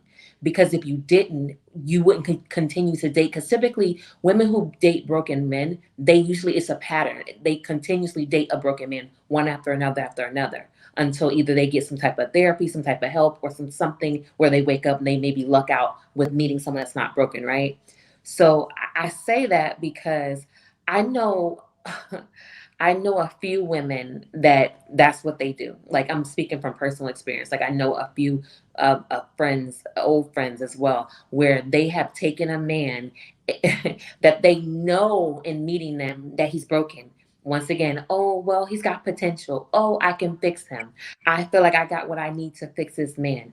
It's almost like, no, sis, go let that man go heal. Go let him be on his own. It's not your assignment. It's not your responsibility to fix this quote unquote broken man, especially if you met him knowing that he's broken. And I do think that a lot of women, they want love, even if it's from a broken man that can't even give them the love that they're trying to get from this broken person. And I think that's the irony in the whole scenario here, is that you're trying to fix something that, number one, you did not break. Number two, you're trying to fix someone who they don't even see that they're broken within themselves. So until they even can kind of come to terms and hold themselves accountable and say, hey, I have a problem here, you're going to continuously trying to fix someone that can't be fixed. And so I think it's an endless cycle. And it's almost sad when you see a woman that feels like her worth and her value is tied to fixing a man that is broken. That makes me wonder, how worthless or how she values herself to make her feel like she has no other choice but to actually try to fix this broken man so she can feel good about herself. That's how I take the clip and how I feel about the whole situation. I think that, and I'm about to I'm about to finish up right here real quick. It does also make me wonder, you know, if those type of women, if they weren't fixing broken men, what would they be doing? And it makes me also wonder, those type of women, it can they be alone? Because it seems like you're willing to take something that you don't value yourself enough. You need to kind of sit with yourself as well, sis. You know what I mean? To kind of really digest that. Why do I keep being with broken men? Why do I feel the need to fix a broken man? And why do I feel like this is the only way I can be useful? So that's my thoughts on it. All right. Go ahead, Marcus, and then we'll go to Press. I think two things are happening when this occurs, right? I think one of the things is it's human to want to nurture people, right? Especially from women. They have empathy at their core and they want to be helpful, right? And the easiest way to be helpful is when someone is in need. It's like you see somebody fall, you instinctively want to try and catch them and help them from falling. The other thing I think that happens is when men like what they call them homosexuals, when men are in that position, they're more charming and then giving you the best sex of your life because that's all he got time for.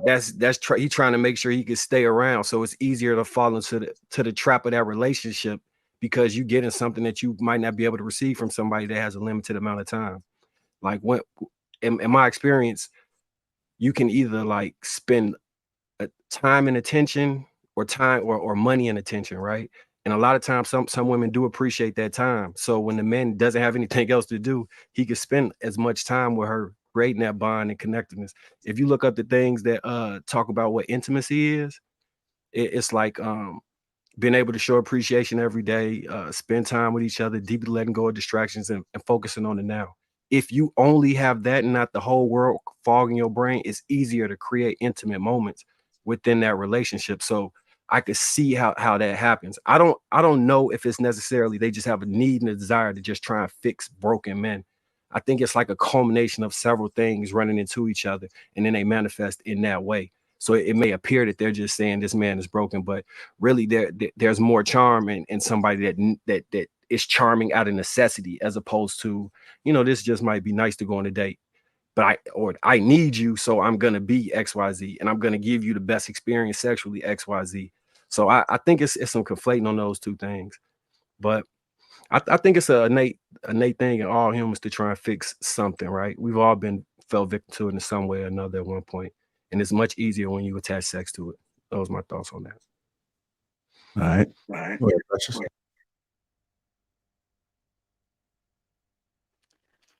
So this question or this statement, too many women only feel useful when they are helping fix a broken man. It reminds me, and I hate to bring it up because they're talked about all the time, but Jada and August Alsina, right? Jada, this grown ass woman, wanted to help this young man who was friends with her son, right? So it says women only feel useful when they are helping fix a broken man, which means that women, we're naturally cyclical. We operate in cycles, and it takes for a healed man to come and actually break us out of that cyclical thinking, because it can become destructive.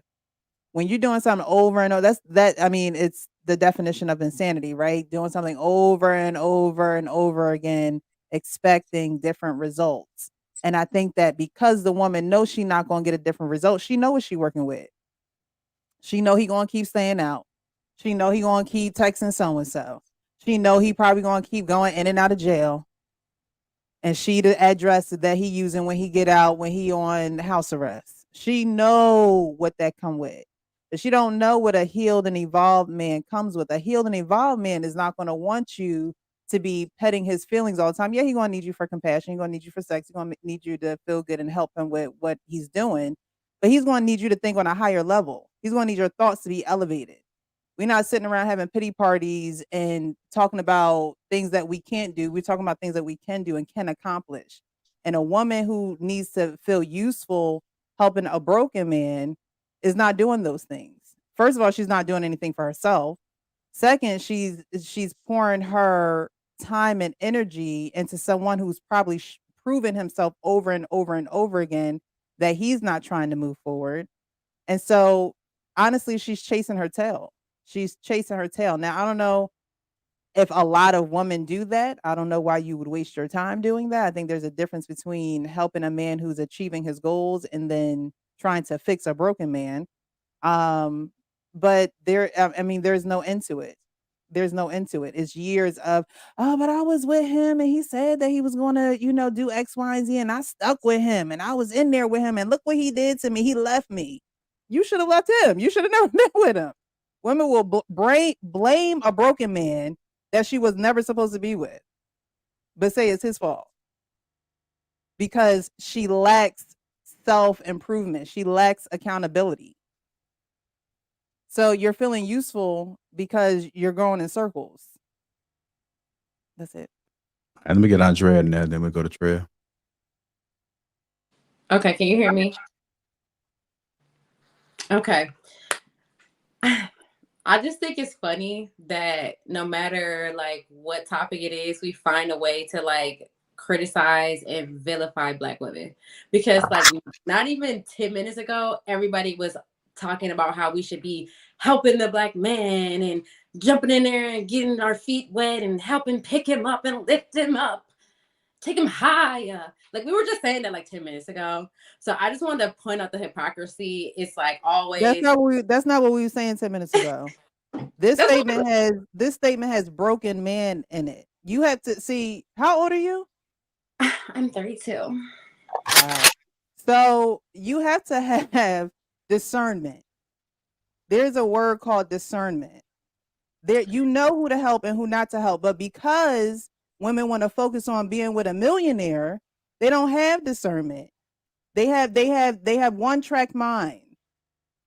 You have a one-track mind. And so there's a difference between helping a man who's on purpose, who's going towards his goals, and a man that want to hang out by the corner store all the time. There's a difference.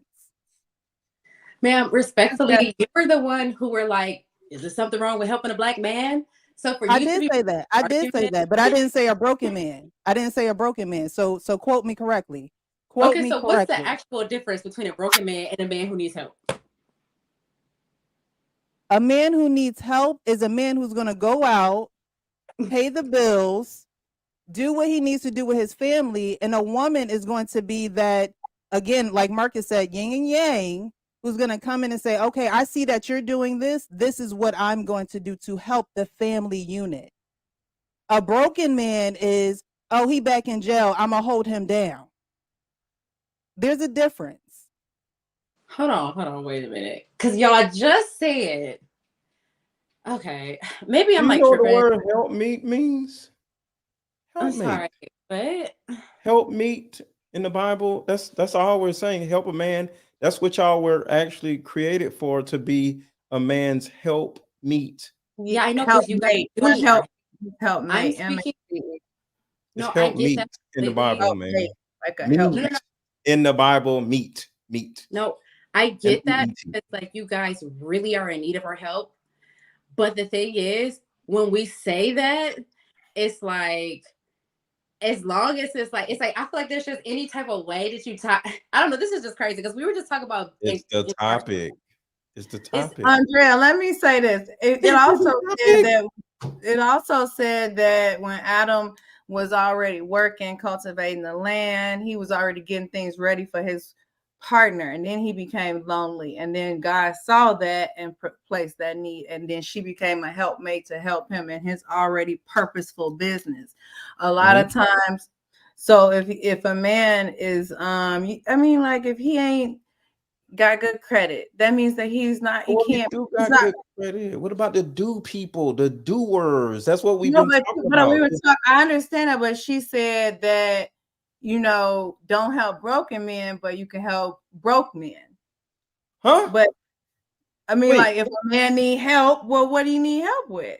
No, where I'm at right now, right? I'm doing great in my life, right? I can use some help. My woman, whoever comes in, I'm going to put her ass to work because I can grow As you faster should.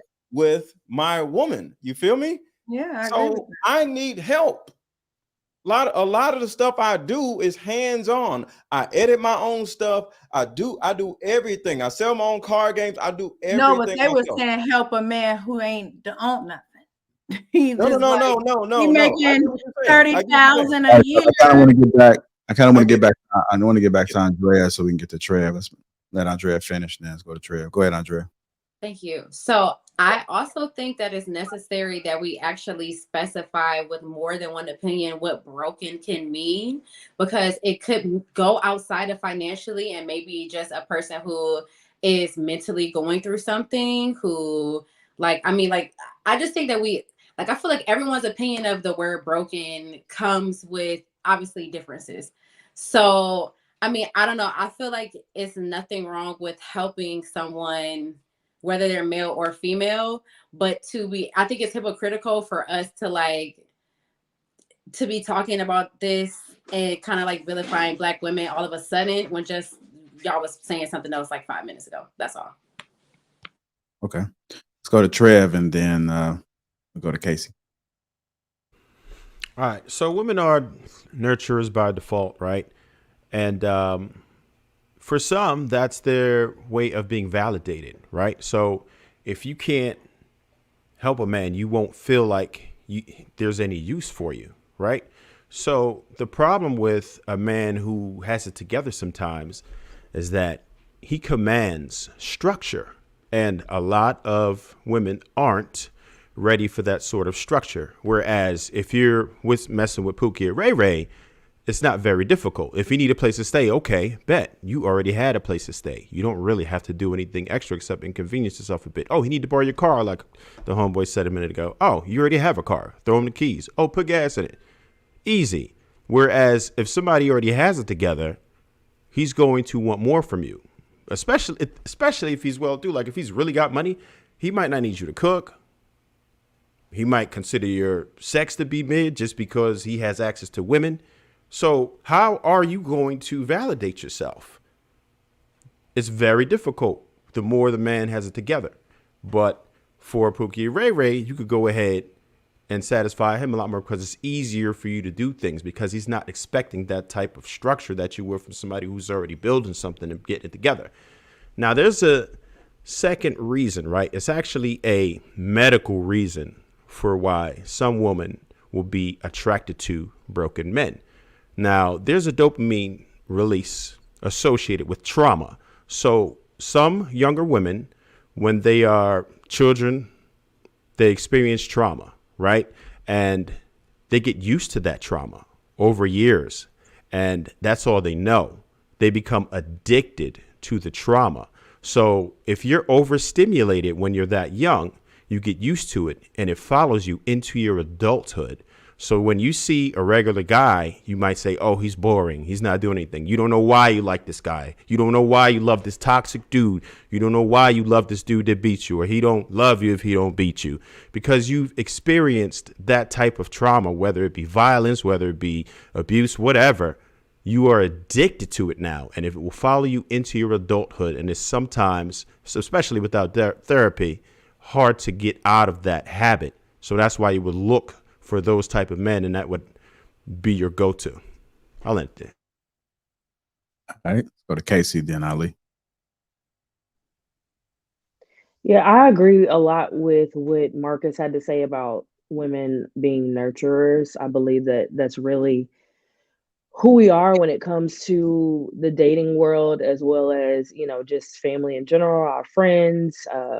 We're there to help. We're there to be a helpmeet. We're there to lift up, encourage. You know, that's where the whole women empowerment movement, like all that stuff, that's who we are. We're meant to add to and make things better. So I think that's innately who we are as a gender. At the same time, I really do feel that women that want to continuously fix broken men, I think that comes from childhood and how they've been raised and that discernment that Precious was talking about. If you don't have that discernment of this is a man that I can start a life with and support his vision and build a family with versus somebody who might be a criminal and on the struggle bus of life, that's a problem. And that may comes from, you know, what you saw your mother do or what women did not see their father do. So that it kind of becomes what you see, what's familiar to you. Those pool of men that you end up dating can be familiar to what you was raised around. So I think that kind of goes hand in hand there. All right, go ahead, Ali. I think this happens when people are raised in survival mode, and let me see. Raised in survival mode, so they're constantly looking at ways to fix issues and problems, so they try to fix people too. But me, I was kind of raised a 2-parent household, so I'm kind of different. I'm used to a man fixing the problems, fixing cars, teaching me how to drive, ride a bike. So I'm used to that. So I don't know. I'm not used to fixing them. I can help you, like my mom as a wife helped my father. But different people come from different backgrounds, like everybody said. So when you come from that survival mentality, single parent household, watching your mom help have everybody live with you and then go from the next man, okay, you might be used to that, but I don't agree with it. I think we need to get out of that mentality. Women, it happens a lot with Black women too, because I don't think other cultures, I hate to bring race into it, are raised like that to help and fix and take care of a man. You know, when they see their father taking care of the household, that's what I'm used to. I'm used to that. So that's my opinion. All right. Let me put this message up here. We do got HR in the chat. Says, please be respectful in the chat to each other and the panelists. So HR is on site, family. If you guys get that the notification, then you understand why. All right. Let's go to Mr. Lego. Go ahead. What you just said, Ali, is I agree. You know, you were raised in a 2-parent household, and that's amazing. What we have to do is women, I'll say men probably do this, but I don't see it. But I can't say that men don't do it. But women have a tendency to disassociate themselves and say, well, I don't know why this is that and that is this. I didn't grow up like that, right? We have to look outside of our own lives, because if we didn't grow up like that, great, right? Because I grew up in the hood or whatever, but I didn't have the same type of problems a lot of these young dudes have, right? I sold drugs and I was able to get myself out of projects and start my family and get married and all that other stuff, right? But a lot of young dudes, they'll look at me like I'm crazy, like, oh, you don't understand the struggle. But I understand the struggle, so I don't disassociate myself from the struggles of what other men go through. So when it Yes, comes you to, do. give me an example how. Well, you did earlier, because I was How? telling you, wait, can I, because I just want to Sure. cut your contradiction, because remember when I was telling you how earlier you all associated my research in the Black community, what's going on, why we're not economically more advanced, why I'm the only Black person in a whole white corporation, and I got to deal with this whitewashing and code switching, and I want more of y'all on the team. This is why I brought it up, but you said, oh, don't drive in the hood. Don't go to the gas station over there. Don't do this. And I'm like, well, I don't, but I still got to deal with internalized racism. I got to still deal with racism, being a token mix or light skin or fit in Black girl. I still got to deal with it. So that's what made me research okay, let me try to help my people advance so that we can have a better representation. So I don't have to be the anonymous. What's the word? Anomaly. There Anomaly. it is. There I it get is. it. But When I get to sadly, preaching, in the Black community, we up here are most likely the anomalies of our families or either our communities. You feel me? So it just is what it is. We can't get away from it. So, but the thing about it is disassociating ourselves. Oh, I don't know what they got to go through. It kind of like, I get what you're saying, but you just did that then. And then it's okay. It's okay. you did that. Take accountability. You did it. Okay. I get it. But the point is, going back to the actual topic, too many women feel useful when they are helping to fix broken men. I coach women, and I know for a fact that due to the issues that Black women deal with growing up under a single mother household, a lot of women have been grew up under chaotic households because it's nothing but women. Most Black women grew up around other Black women, no males. Most Black families are 90% women, right? So you see all this chaos, arguments, all kind of stuff, right? So at some point, you're either going to feel abandoned, ignored, or abused. So when you go out into the world, guess what? You're going to try to keep that from happening in your adult life.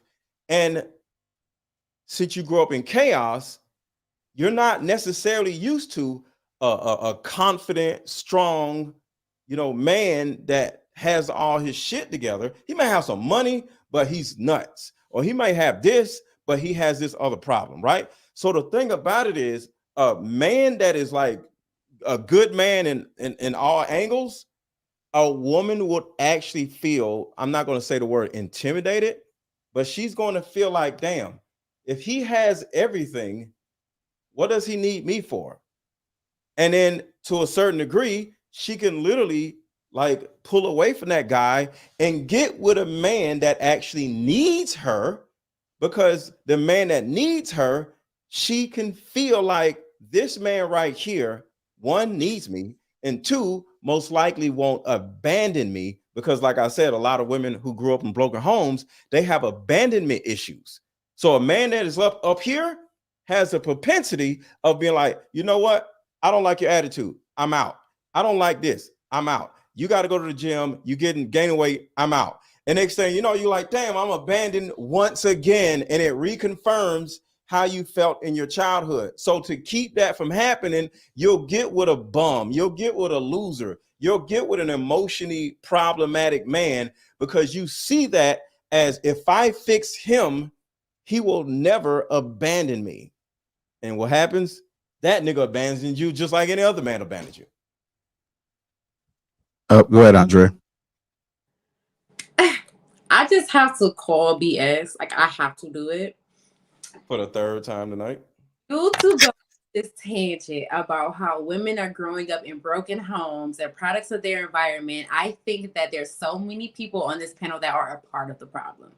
Like, we sit here and we convince women that in order to be happy in life, their purpose is to be tied to a man. In order to validate their purpose in life, they have to be focused on making marriage a priority, even if it comes to lowering their standards, even if it comes to helping the Black man, even if it comes to, oh, if he doesn't have money, you can't be with him, be with a bus driver. Like, are y'all kidding me right now? Like, it's so many people that are part of the problem. And when we start to get into progressive conversations, and it kind of like gives women some credit as to like being people who do have more access to resources, because it is difficult for Black men, it's like well, no, Black women not the most educated. No, they not. No, they not. And it's just like, and it's like we do everything we can to talk down to women, but now that we're having this conversation, it's the women that's to blame for like exhibiting the behavior that y'all are teaching them.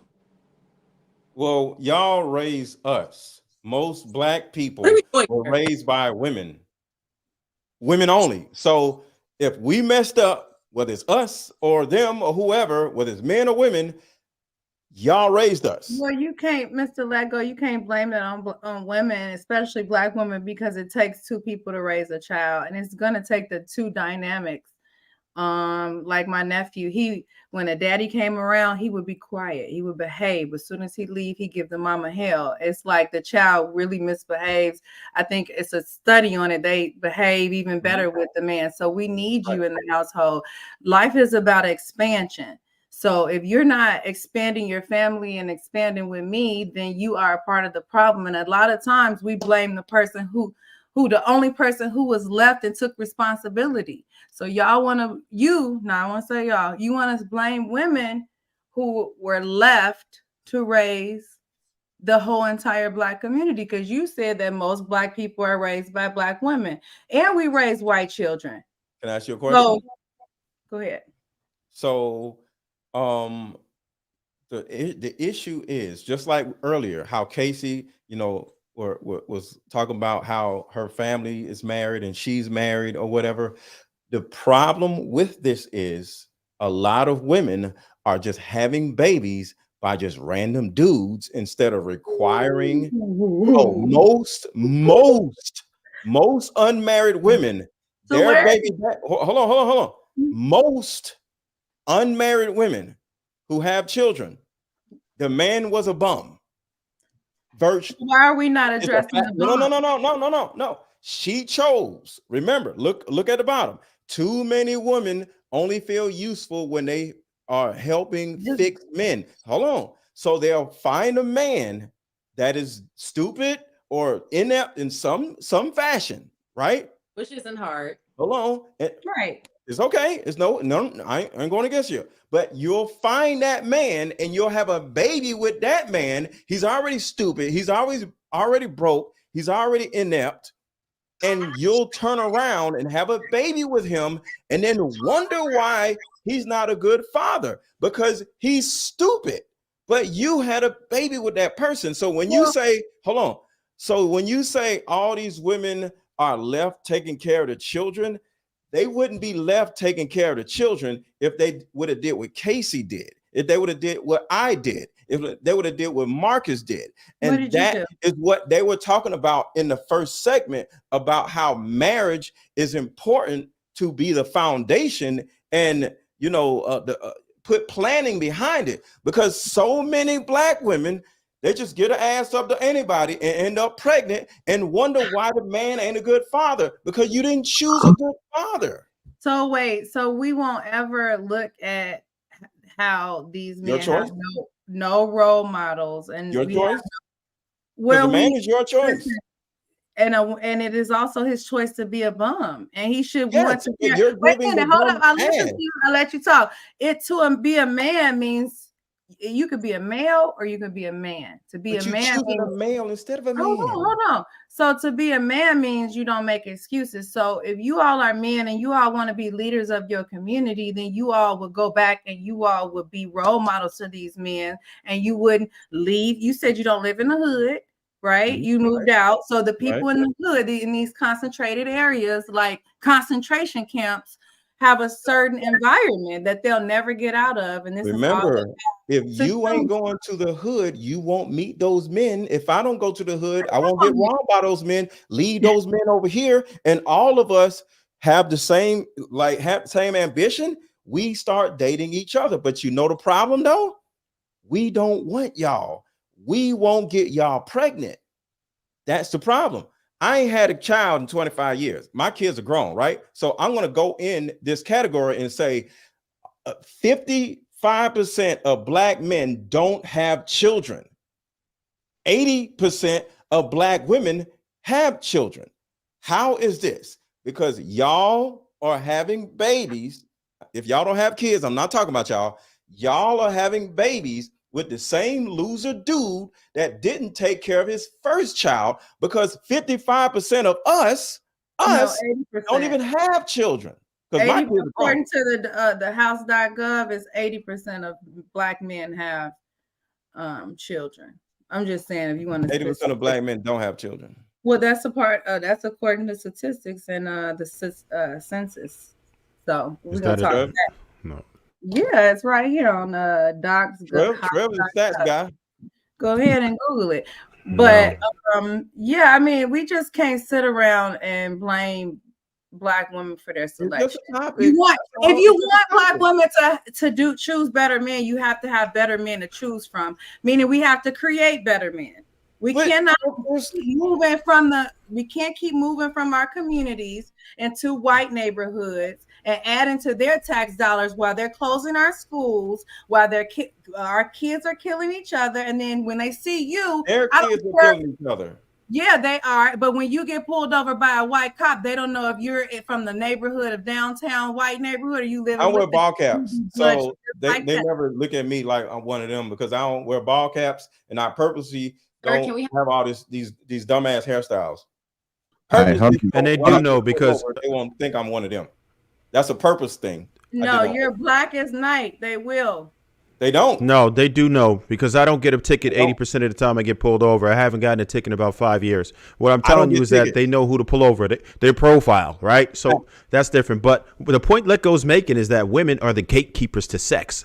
That's it. Like, no matter how you spin it, women are responsible for accepting or denying. If men are left to their own devices, we're going to smash everyone. Plain and simple. We understand that. Women are the gatekeepers to sex. That's just what it is, period. So that's where you have the responsibility.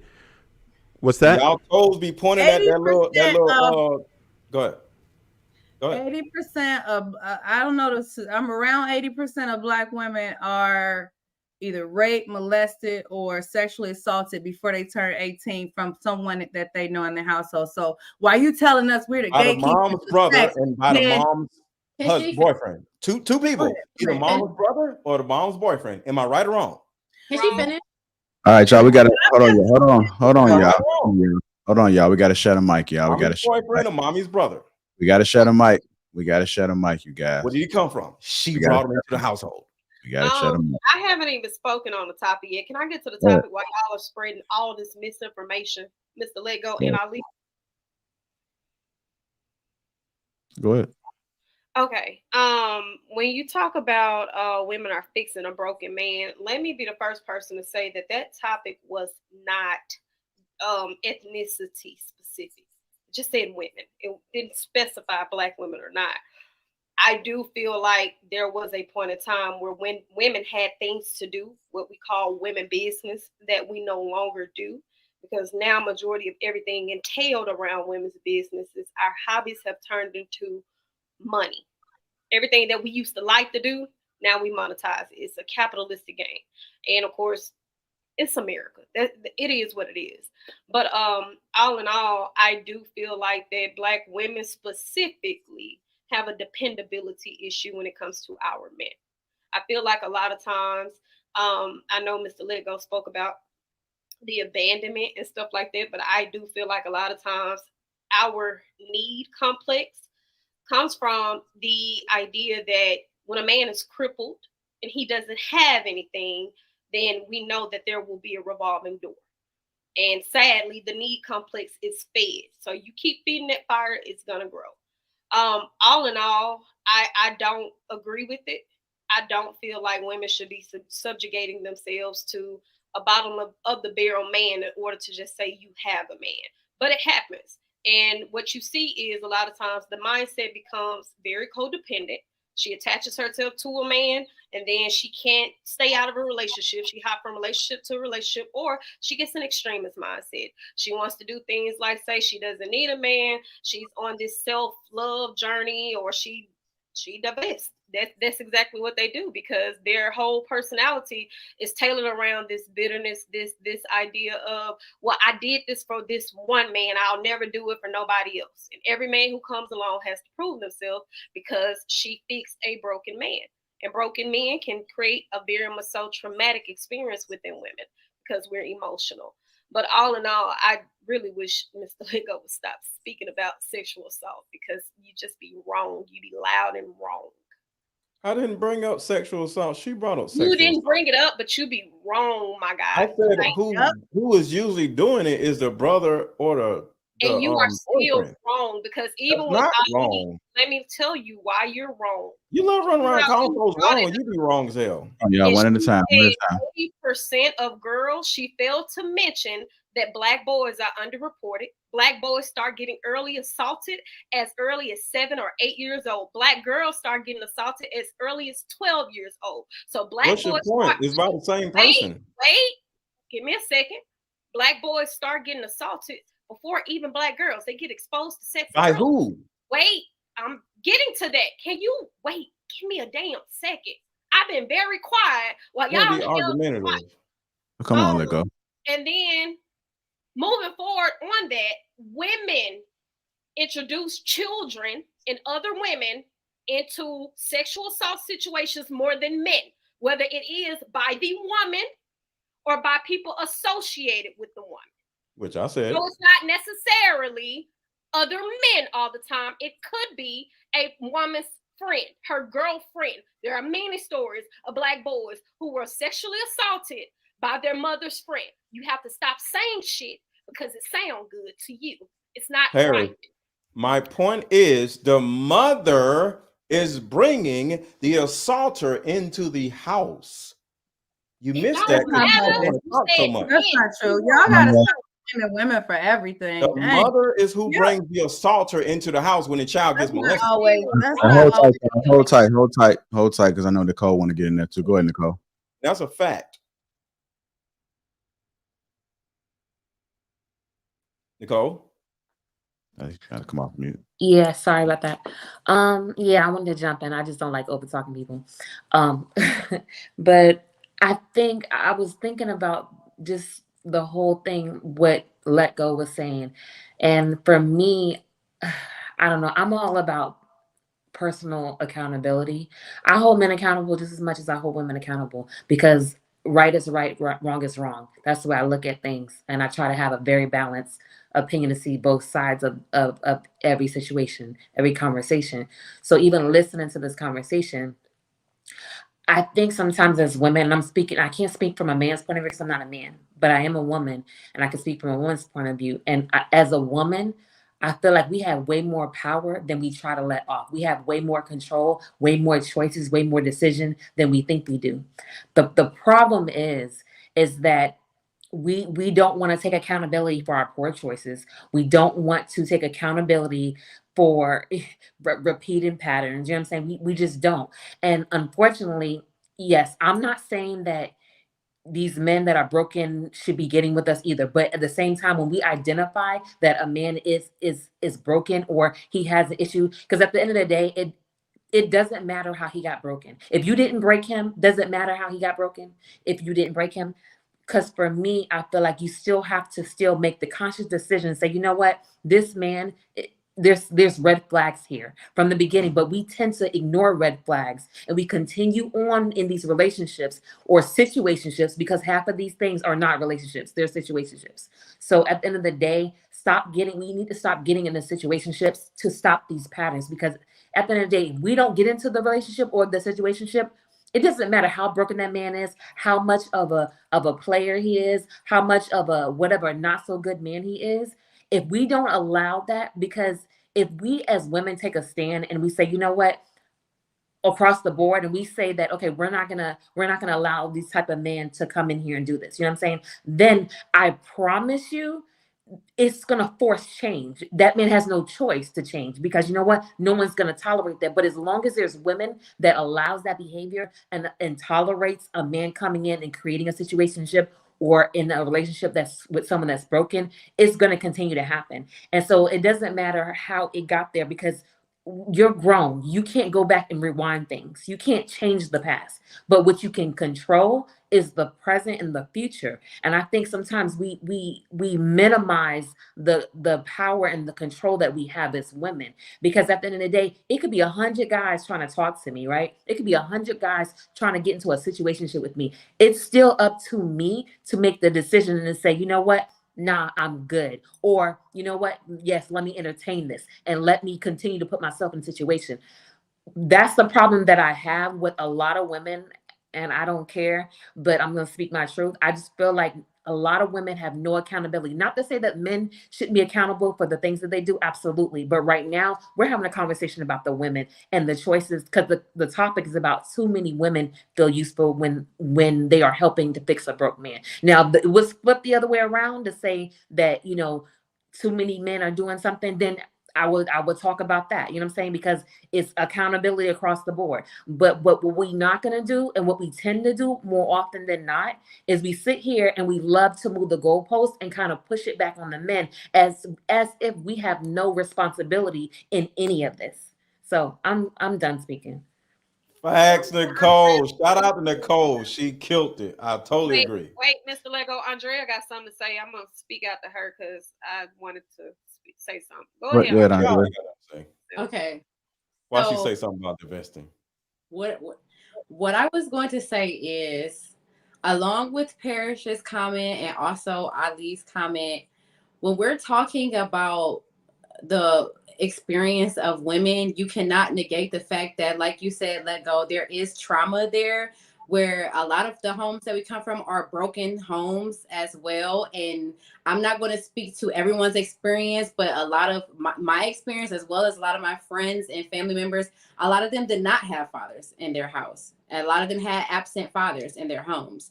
So I feel like for us to like blame women for being victims to their circumstances, especially when it comes to sexual assault, and like and like when we have these type of conversations, it's not about like, oh, the mother brought him in. There's so many incidents and cases where a woman can have a boyfriend and be sexually assaulted by her boyfriend. Think like this is a real thing. Like I feel like we live in, especially the Black community, we live in this bubble of just like taboo of like rape culture. And like I don't want to get too deep with this, but I feel like a lot of times these homes that we come from, we're breeding women who then goes and looks for the same thing that she grew up with in men. So it's not always it's not a fault to a woman, like you're to blame, like take accountability, no, like how about like we start from the rooter to the tutor and discuss how important it is for Black men to stay in the family arrangement, marry the woman, give the woman the last name, and raise the kids together so that we can avoid these experiences in the future. Facts. Wait, Mr. Lego, because I know you was going to say something. I had something I just want to say facts. I know you're going to be a cheerleader. It's fine. You do that. My response to what Nicole said, first of all, I actually agree with you. Right? Like we should have some form of self-awareness of the part that we play. But I hate how we always talk about the household. And what we forget to acknowledge is the socialized conditioning. We cannot keep omitting the peership that comes in what is happening, because I'm from a 2-parent household, Precious from a 2-parent household, Case from 2-parent household. In this particular dynamic, we not anomalies. In any other dynamic, we are anomalies. So you know what's happening? We are becoming conditioned and socialized to accept the same things that are happening around us. Although we see what we come from, we cannot negate that. Learning how to fight men, you may not have grew up with that, but you got homegirls that put their hands on men. So where you think you got the bad behavior from? Or snooping. You ain't seen your mama go through no man's phone, but you done heard somebody do it, and you done found the social conditioning. Some of these women are saying that they ain't never been cheated on. Some of these women are saying that they ain't never been abused, this, that, and the third, but they can tell you straight up and down what's happening with other people as if they've been in those situations or walked them shoes, and they can tell it to you so passionate, and it's never been their experience because your peership is influencing you, the people that is around you. And while we sit here and we speak a lot of times about what's happening with the baby mamas, okay, at the end of the day, there are 50% of Black men who don't have children. But guess what? Those same other 50%, they are being conditioned to know how to co-parent. They're being conditioned to know how to grow up and be in the household without a woman, without a man. They're being conditioned to know how to grow up the same way and break up a household. So you can't get away from this shit regardless. even if you feel like you are the exception to the rule, you cannot get away from it. At the end of the day, it does come on both people who are mutually involved to say, you know what, I accept the part that I played in this situation. And we always talk about the parent that stayed like they can't be ridiculed. A lot of these mothers are making some fucking menaces to society. And until Thank you you. guys want to address Black women and hold them accountable for the demons that are coming out of their household, we're not going to get nowhere. Because a lot of these men, they know how to be a good man to their mama. They don't know how to be a good man to you. And until Right. you want to talk about the parent that stayed, we're not going to get nowhere. You can't even have your household ran because you too worried about saying something about Black women, feeling like we being attacked. But the reason why you can't get nowhere is because all his money going to his motherfucking mama. You ain't supposed to get your money and raise her to get out the hood. You're supposed to get your money so you can start your own family and cultivate your garden so you can go ahead and move. That's what you're supposed to do. So while we sitting here trying to make it seem like, right, we can't justify some of this shit or whatever the case may be, at the end of the day, we all play a part. And these men, another thing, stop saying these men need mentors, this, that, and the third. It's plenty of well-to-do Black men walking around our communities just because they weren't in your household. Stop talking about men like they weren't in the community as coaches. They weren't in the community cutting the grass. They weren't in the community going to the student council, the town hall meetings in the city. They weren't in the community being pastors, deacons. These men are around. There are some well-to-do Black men that are around, that are married, that have their household, and they didn't just help their household, they helped other people's household. And I know because my daddy was one of them. So while we sit here and talk about when nobody in the household, the light bill ain't just start being due, and rent ain't just start being due. Your mama was having somebody help her. Because the same way we say we ain't never got no money magically when school came around, and magically when Christmas came around, she ain't had no money. But she made it work.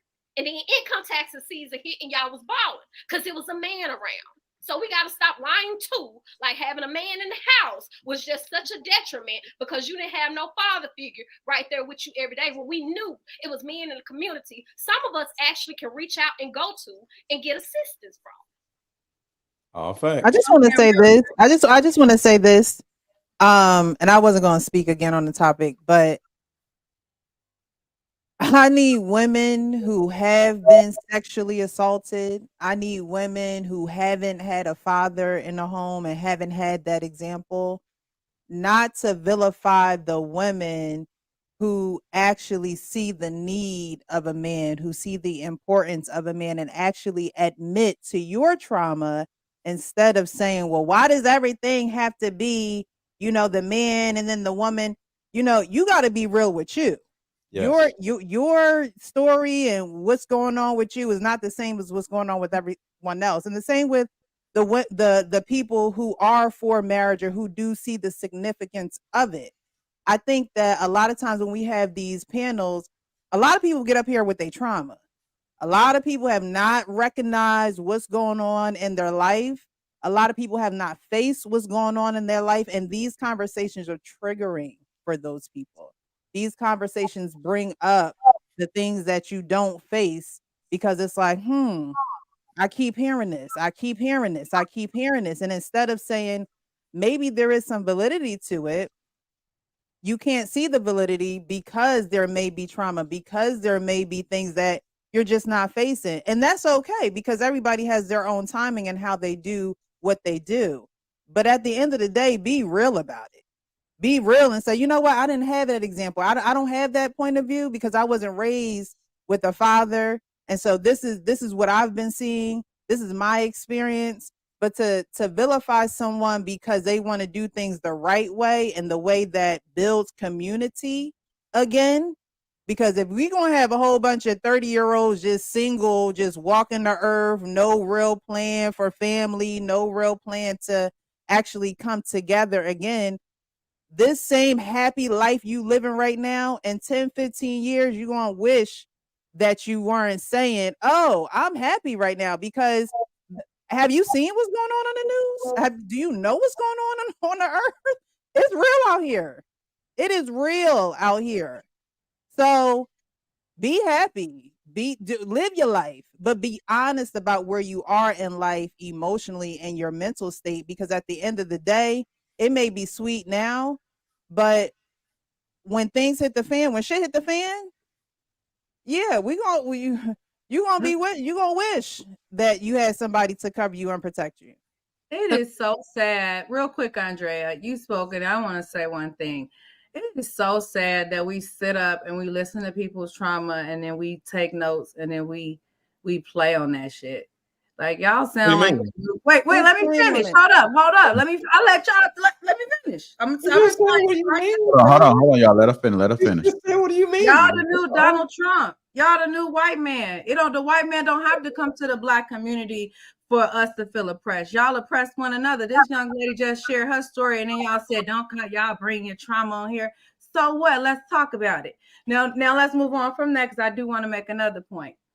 Supply and demand. So if our men have over-sexualized the woman, and like you said, we are the least picked on dating apps. I don't know who said that. So not only are we the most over-sexualized, but we the least picked. Why are you all telling her that she needs to be out here? I mean, she does, because these are the statistics. You do need to be like looking for somebody to settle down with while you're young, because the statistics are against you. But let's address why they're against you. Our men need to learn how to, why not stay in the household? Ms. Paris said that the men that come into the Black community, they mow the lawn, they preach, but they then get in their Benz and they drive to the suburbs. They don't live there. If you gonna we don't want no hood rat. Cut off every Pardon time. me? We don't want no hood rat. Lego, you say you don't want a hood rat. But Miss Paris, I'll let you finish. I don't know why you keep. But what I'm saying is, I'm gonna cut you off, because if you quote me right. Quote what I you said. You me wrong all day, baby. I ain't never quoted nobody. Yes, you did. You said they over there. Baby, I don't got time. Let's move on. Let's move on. Hold up. Let's move on. We have both been. Paris, one at a time, y'all. One at a time. We have. Leave me alone. Calm down. But she says she's not angry or agitated. It I'm didn't not. make sense. Paris, just let her You finish. sound like you want to fight. This is what the problem is. When we having a conversation, it's always no empathy. Okay, hold on, y'all. One at a time so they can hear us, y'all. But right, you up here. One at a time. We're gonna have a conversation and actually try to address some issues and try to like find a solution. Then we're gonna have to listen to one another. Correct. And we can't listen for a rebuttal all the time. Correct. And I don't need the ad-libs, but let me tell you something. We've all been over-sexualized ever since gangster rap came into play, where we are pretty much the only group of people that's out here glorifying killing each other, fucking each other over. And then we want somehow to have wholesome children and wholesome girls to grow up in the Black community and get married and keep their legs closed. When we got Sexy Red, who was bred from her situation. We got Blueface. We got him, Chris. Like, come on now. So we glorify this shit in the media. Then y'all want to sit on here and say, keep your legs closed. And then our men say it's the woman's fault, but who's making the majority of the calls? We need our Black men to stand up against the agenda against you all. Have some balls, because y'all want to be tough on the hood, but when it comes to be tough to protect your women, you as soon as we don't give you our number, you hit us in the face. That don't sound tough. So let's address it. Stop making music to over-sexualize women. If you want us to be wholesome, you don't want us to be out here being hoes. Y'all ain't gonna buy the records if we make wholesome music, though. No, you know what? The majority of people who buy our music, white folks, because they listen to it for entertainment. They don't listen to it as the Bible. Go ahead. Women a second. Hold on, let me get Marcus in there. Go ahead, Marcus. We gotta start transition. Y'all. All right. I don't know. When I listen to these conversations, it's like a bright light throbbing about we really got a lot of things that we need to fix within the community. And it's going to be extremely hard to fix the community. It'll be much easier to fix ourselves. I think all of this stuff is an internal reflection where we need to just take a look and see how we can identify the things that's preventing us from getting what we want or from becoming a person we want, and then just incrementally working on them things. It's not going to change overnight, right? You just need to take one foot and put it in front of the other one, small steps, and identify some of the things that trigger you, some of the things that really make you angry, and figure out where that anger is rooted at, so you could try and work back from there and heal that thing. One of the things I heard Ali say was about empathy, right? And I think everybody has said something similar, mixed in with some of the issues they dealt with moving it to this point. It like to be empathetic to someone else usually means you will get empathy back. So we can't hurl insults at one another and expect to be heard fully. If we here trying to build and understand each other for the betterment of a cause, we got to remember at the root of this, we want to work together, right? Because I don't think nobody would spend their time up here if they didn't truly want to see good come about these conversations or a collective identity, right? So maybe just before we get to the point where we hurl insults at each other, we just take a step back and think about, like, what is the real reason I'm here? Is it to fight with somebody, or is it to hopefully push the culture forward and provide something of substance to people that's watching? I will also say we got to stop trying to make everything degenerate only associated with Black people. Teen Mom was literally predicated around white teenagers, right? I don't know if other people listen to country music. I'm sure, me and Casey, like I said, we grew up in the South. So we definitely know what country music is and what it do and get down. And they talk about drugs and violence and all of that all the time, right? Also, when we talk about the hood, because I know Mr. Lego loves talking about the hood for some reason, they have ghettos. That's what they call it for other cultures. It's called a ghetto in other cultures. We adopted a lot of these same things because they were not initially for Black people, right? So when you talk about the other cultures, the same way we got, what y'all call Pookies and Ray Rays, because I'm probably one of the most pro-Black people on this panel. I don't like that stereotype. What y'all refer to them as, they have Italian mobsters, they have gangsters, they have thugs. Every other culture got gangs and everything. If it's highlighted for you to see, and that's the only thing that you can refer to in the Black community to be the negative versus the other positives, maybe you need to, redirect how you think about Black people. Because I promise you, it's people in suits and ties, in dresses. Every time we look on Instagram, it's another Black woman scammer coming about who clean cut. She got the best lace weave. She bossed up. She done sold you every ebook course in the world. And she could tell you all about her faith and her motivation. And every time we turn around, we know about the pastors. We know it was just one that got locked up in Houston for sexually assaulting boys. We just seen it. So we have to untrain our mind for thinking everything negative about Black people only coming to ghettos and hoods and organized gangs and crime, because it looks the same way for everybody community. It literally looks and sounds the same way. They all got the same type of music. They all do the same thing. They all sexualize themselves. The difference is they have shame. Black people are the most accepting culture. We have always been the most accepting culture. You can actually go pull the study, since I know we like to play who's smarter than who game. And you can actually go see Black men are the most accepting men of how their women are modified, which is why most other ethnicities of women attach themselves to Black women, because we have more autonomy. We are the first women to ever break down and separate ourselves as an individual group from our men. And other women look at us and they like it. They want to do that. So while we're sitting here thinking no other women do this, no other women do that, no other men do this, no other men do that, that is a fucking lie.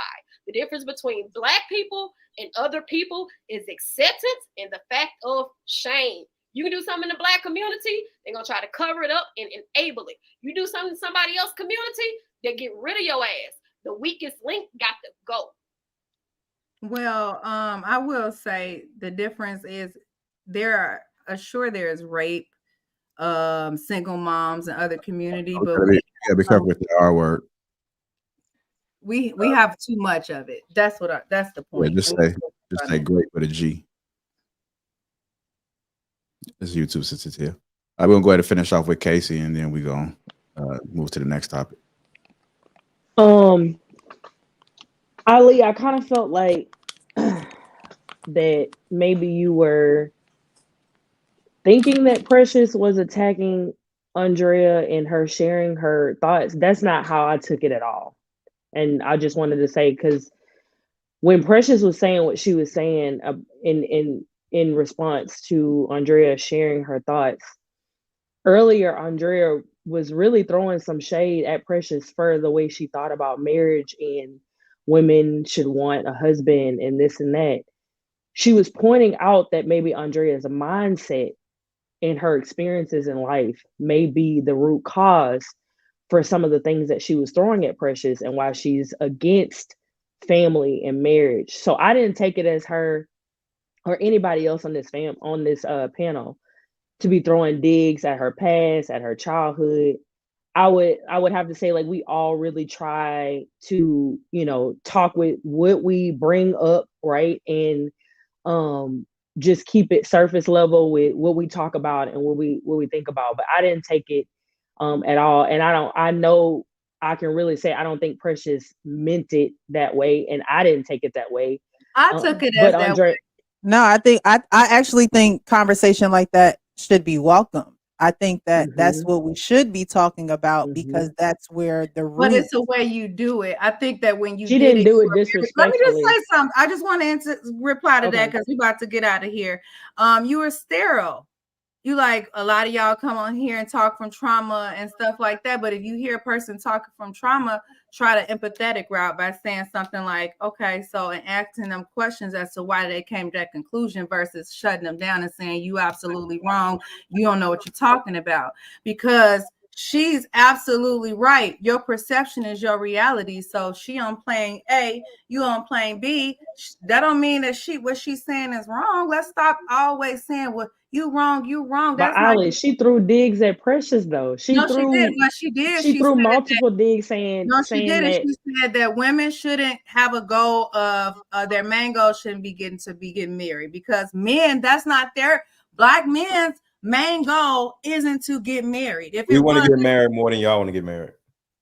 Whatever. So if that was the case, then y'all would be getting married, They are like married the majority. By But Andrea, are you back? Let's ask her. More Black men are married than Black women.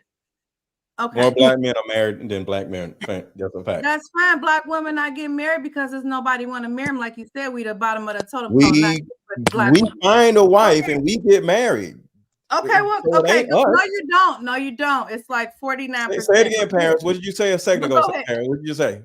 Say it again. I ain't cheerleader when it benefits you now. You need to find one side, you stick to it. I've been here, Miss Lego. I'm not finding a side. See, no, we're not doing sides. We're having a conversation.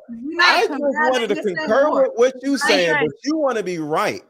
What Paris just said is more Black men are married than Black women, which means y'all also marry outside your marriage. Right, but go ahead, Andrea. What do you think that when she brought up your trick, like when I saw your face, she was like, yeah, we need to not be coming on the panel talking from a place of trauma, and maybe that's why. What did you think about those words? I feel like that's low-hanging fruit, because I don't feel like I came on here and said that I was sexually assaulted and this happened to me and that happened to me. I'm just speaking to the experience of a lot of Black families that grew up without a father figure. I think that it was kind of, I just thought it was low-hanging fruit. I mean, I'm not trying to attack anybody. And I don't want to. So if I have come off like that, like that's not my intentions. I just get frustrated around the idea that we just breed women to feel like their sole purpose is to get married and have kids, because I feel like we're doing them a disservice, because they come into this world with that in mind, like that's their only goal. And if they don't have it, then you have codependency where they're making decisions that they really don't want to do, but they want to keep somebody around, and they're trying to fix broken men. So they're not willing to let men go that are showing signs of red flags, because they've been bred and conditioned that they have to stick by this man and help him. Like, I just feel like we're doing women a disservice. What I want, and I know people are saying, well, well, you're reaching a certain age, you should want to get married, you should want to have kids. I don't feel like that's the case. What I want for myself is I want to be happy. And if that happiness looks like being married with kids, then I'm not against that. But my purpose and my goal is to do what fulfills me and my happiness. And along that way, if I meet someone, which I probably will, if I meet someone with the same interest that I have, I feel like if I'm not searching for it, like it's like I have some type of a desperation for it, I will be better off because it will come organically and naturally, and not because society is pressuring me to get married and tether myself to someone I don't really like, don't really love, and now I'm popping out all these kids that are menaces to society. That's all that I'm saying. Andrea, I would actually challenge that though when it comes to Black women specifically, and I know that that's kind of the ideology, like the whole Snow White Rapunzel effect, right? But when you look at Black women specifically in our history, after the 60s, after like the late 70s, actually our whole mindset changed and the redirection became for us to get educated because they opened up the opportunity for us to go to school, right? And when it came down to like the late 80s and the 90s, actually Bill Cosby, when, you know, they had a different world on, that was like the highest surgeon in history of Black people enrolling due to a different world. And then eventually more Black men were blacksmiths. More Black men were actually carpenters. They've always been more so hands-on as opposed to being in educational institutions. Black men have always done what we call and consider blue-collar work. We're like that now. Yeah. Yeah, that's what I'm saying. Historically, it's always been this way, which is why I don't understand the connotation of saying like a Black man of value has to have an education in order for him to be considered to be like, that's not the point. Long story short, for Black women, our history was go get an education and then you can worry about the kids and the man later. Whereas the ideology is everybody loves to think that everybody got taught to get up and go get married. But if you look at the trends, it actually shows in our trends, even when it down to teen motherhood. Like they always have to think of if you have a baby, you can't go nowhere. It switched, which they got a lot of funds for college and they got a lot of funds and generated for single mothers. Like it's hard for single mothers to not go to school and have funds, especially minority single mothers. And it generated so much for Black women. Other minority of women were able to go into schools so they could continue their education, children or not. And if you look today, our population keeps declining because Black women are having children lesser and lesser. Black women are getting married lesser and lesser. So although we keep having this ideology of women are taught, I'm not saying that anything's wrong with your mindset. What I'm saying is I'm challenging the fact that that doesn't exist for Black women. That's all I'm saying. Nothing's wrong with you saying, prioritize me first, let it come organically. Nothing's wrong with that. But the ideology is it don't exist for Black women to prioritize men first ever. And it hasn't existed for a very long time because late 70s up until now, the whole thing was go get your education. The man and the kids will come. And if you have the kids, they still ain't gonna stop you. You can still make it.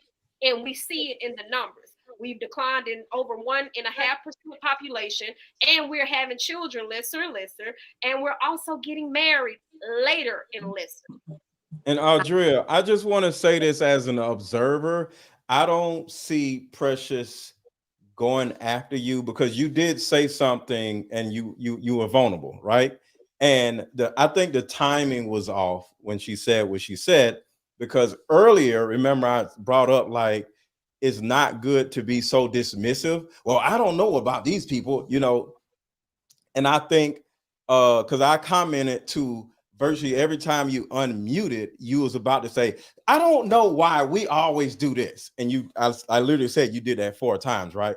So it got to the point where it seemed like there was something there that you are hiding or dismissing. And sometimes when a person just tries to dismiss their own trauma, they try to just throw something over it and say, well, I don't know what y'all talking about. So I think what she said was just the wrong timing, because I seen the same thing, but I don't think she meant any malice by saying it. It was just the wrong timing because it was right after you said something vulnerable. So I don't think she meant I don't mean any malice at all, because I don't know you. I don't know you at all. I don't know you from a can of paint, nor do I take any digs from anybody on this panel because I don't know y'all.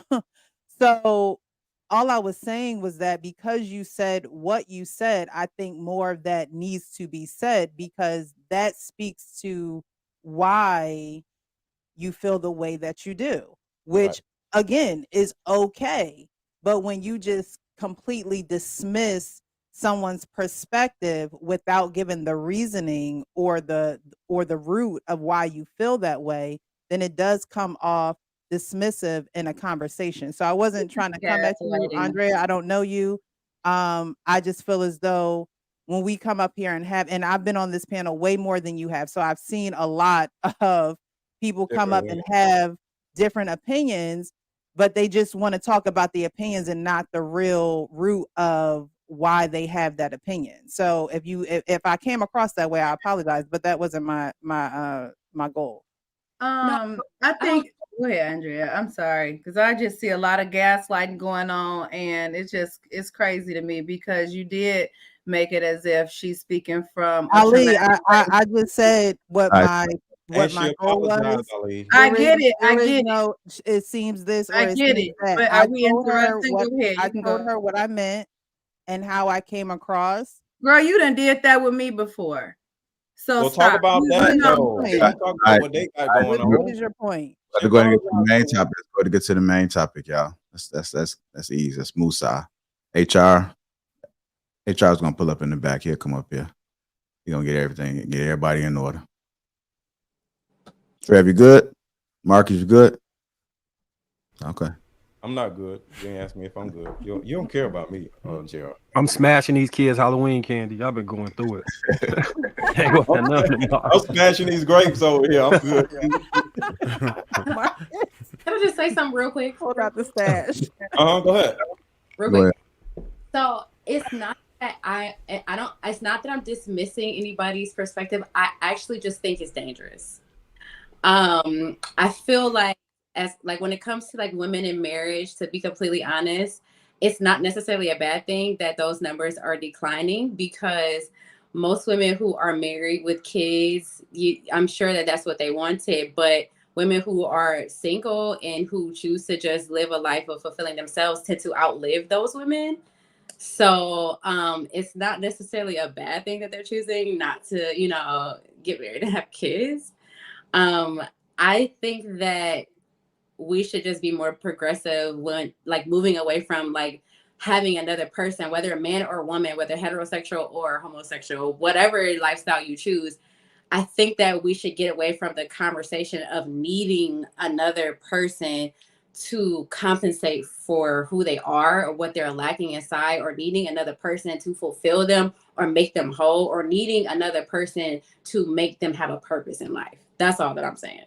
That kind of omits Maslow's hierarchy of needs, though, when you do that, because Maslow's hierarchy of needs basically states I was just about to say that we have to have some. And again, I'm not saying what you're saying is wrong. I'm just giving a counter to it, right? So,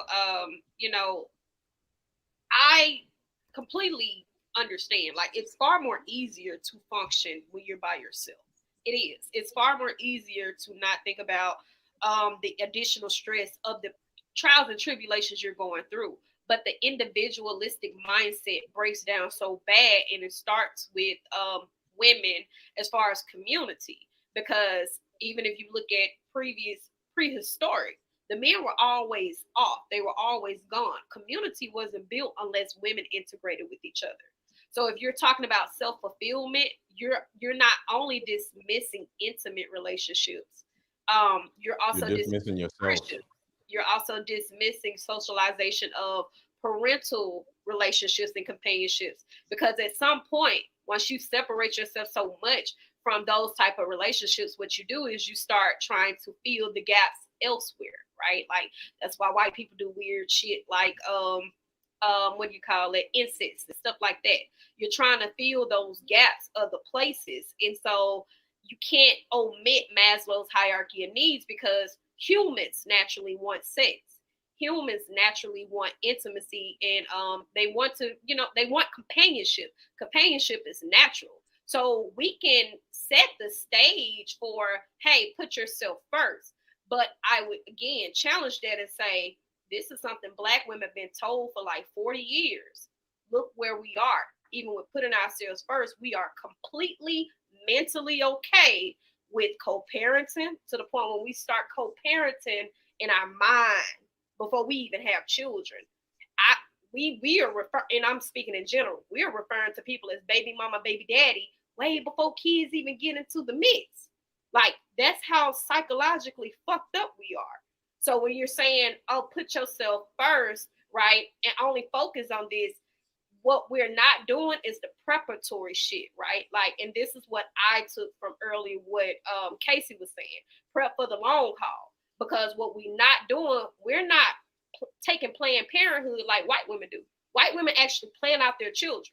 Like, after they go to school and everything, they plan out when they're going to have children. That's something that's foreign to Black women.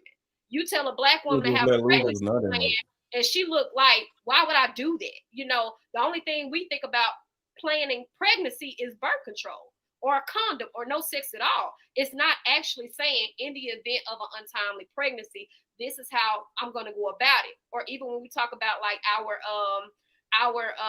maternity rate as far as Black women dying, nobody actually goes and discuss having a birthing plan. What does that look like when you go into the hospital?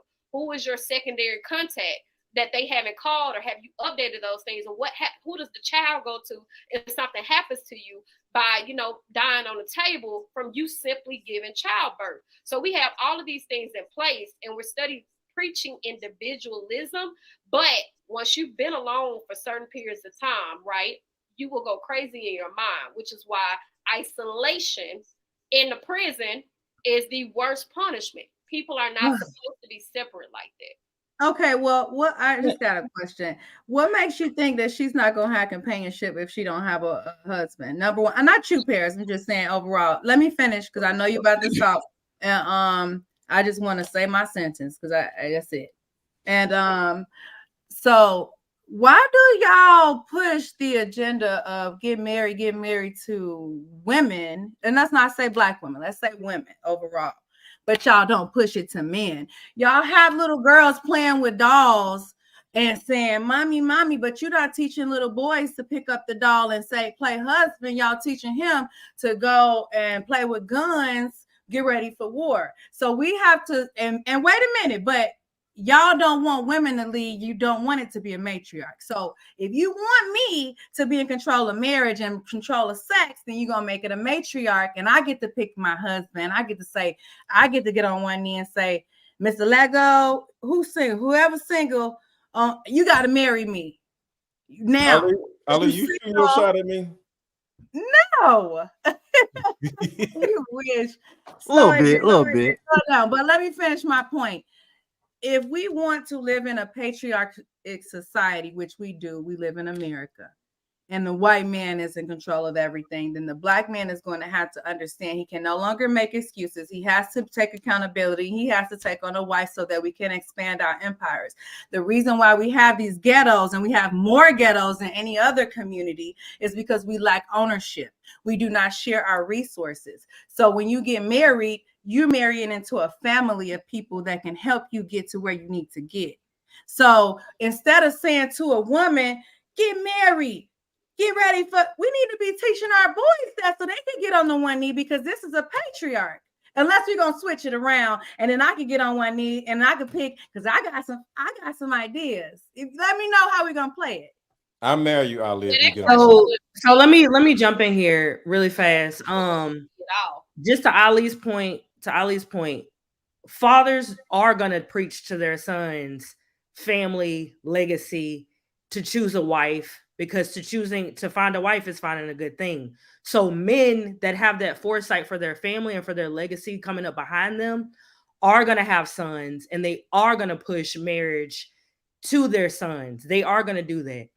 So to Andrea, I really want to leave you. I'm listening to you, and I promise you, like, yes, we don't know you. I don't know you personally, but I'm gonna leave you with this, okay? And I really want you to leave this panel. Outside of this panel, outside of anything, I want to say like just a real life comment. I'm older than you. I've lived a little bit longer than you. I don't know what your life experiences are. I don't know what you do for a living. This is coming from a woman who enjoys her alone time, who loves life. I'm an extrovert. I'm very ambitious. I'm very self-driven. I'm very spiritually led. I'm God-fearing. I'm very self-motivated. I don't need anybody to push me to get up and do anything. With that being said, Andrea, haven't you made a comment about women with children and why is that important? Down that foresight that I was talking about before, looking down the road, okay? Where you are now in life, it's all fun and dandy to look towards the girls' trips and going out and linking up and cocktail hours and parties and traveling from city to city for different events with girlfriends and family members. In 30 years, Andrea, that experience won't hit the same. Number one, the people that you did it with, the people that you did it, I'm not being facetious towards you. I really want you to think. I'm not trying to be funny. I'm not trying to talk down to you. This is sister to sister, woman to woman conversation, somebody that's older than you, right? Those trips, that girl time, that time by yourself is not going to hit the same. We all saw it in the pandemic. Everyone who enjoyed their alone time when they had no choice but to have alone time by themselves, it was a wake-up call, because it's like, wait, well, I don't want to be this alone. I don't want to be this locked in the house. I still want to get out and mingle and mix and mingle with people. But you know where those people were? Those people were with their spouses, with their kids, with their families in their immediate homes.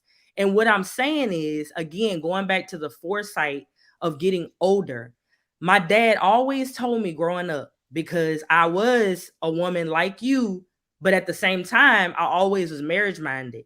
My father always talked to me about there's windows to focus on things, enjoy that time. And when that window closes, it's time to move on to the next. Because there's different periods and different segments in life and seasons in life that we are supposed to have certain experiences, and then we're supposed to take from that and move on to the next. A lot of our Black women are stuck in this one season of life, of self-individualism, of go and get the bag. I enjoy this life that, quote unquote, I've built for myself, without thinking about the long-term effects of that mindset, and also the community that y'all talk about. You know, everybody talks about they want to have this community, but that community starts with self. That community starts with, what is your tribute to your contribution to society? There is no purpose. There is no self-purpose. Purpose always comes from being in service to something else bigger than you, a cause bigger than you, something outside of yourself. That is, oh, I'm looking for my purpose. I'm finding my purpose. That's how you go after purpose, outside of yourself, not within yourself. There is no fulfilling of purpose with just you. It's always connected to community or something else.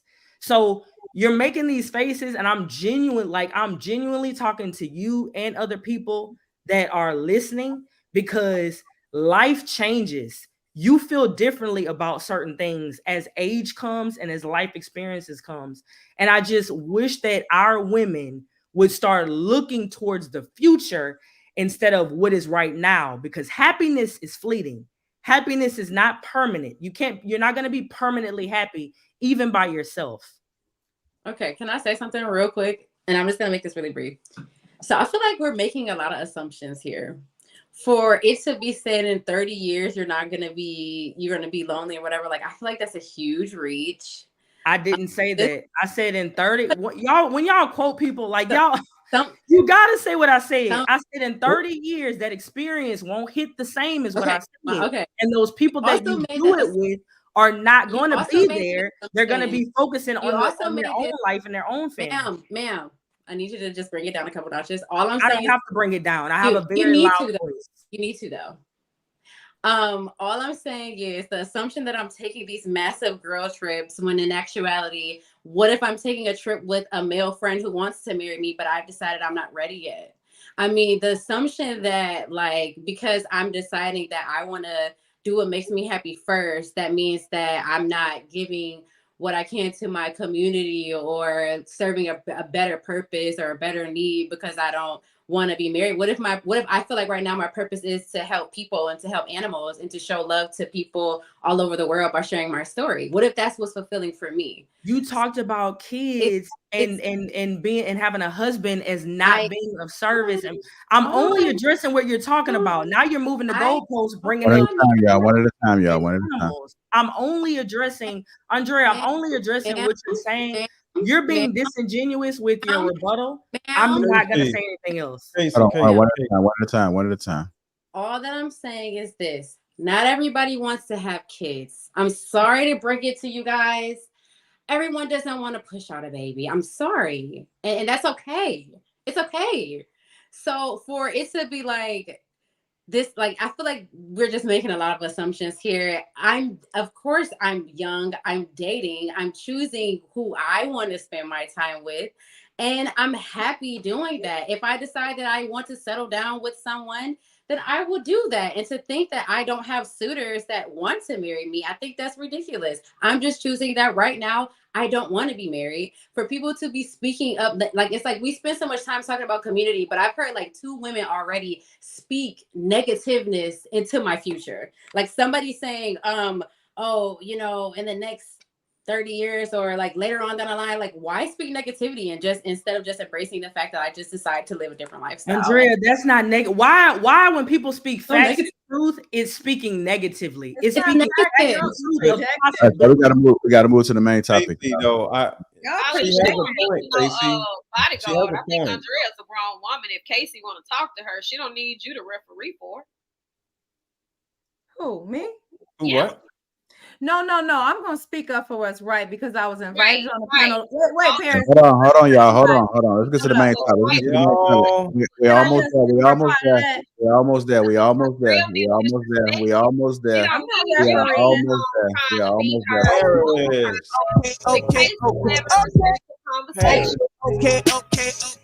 It's like y'all are after. Hold on, y'all. Hip hop, y'all. Main topic. If you want to go at Casey, I can main topic. Let's get to the main topic. Yeah, let them live, y'all. Let's get to the main topic, y'all. Please.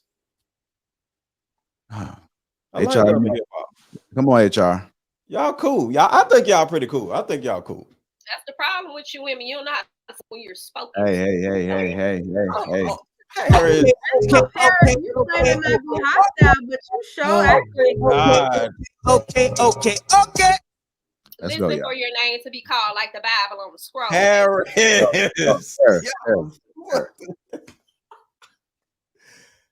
we go. If you guys haven't already, hit the like button. Also, make sure you subscribe to the channel. Shout out to all my green gang. Y'all go ahead and enjoy that chat. We got HR. HR's in the building, man.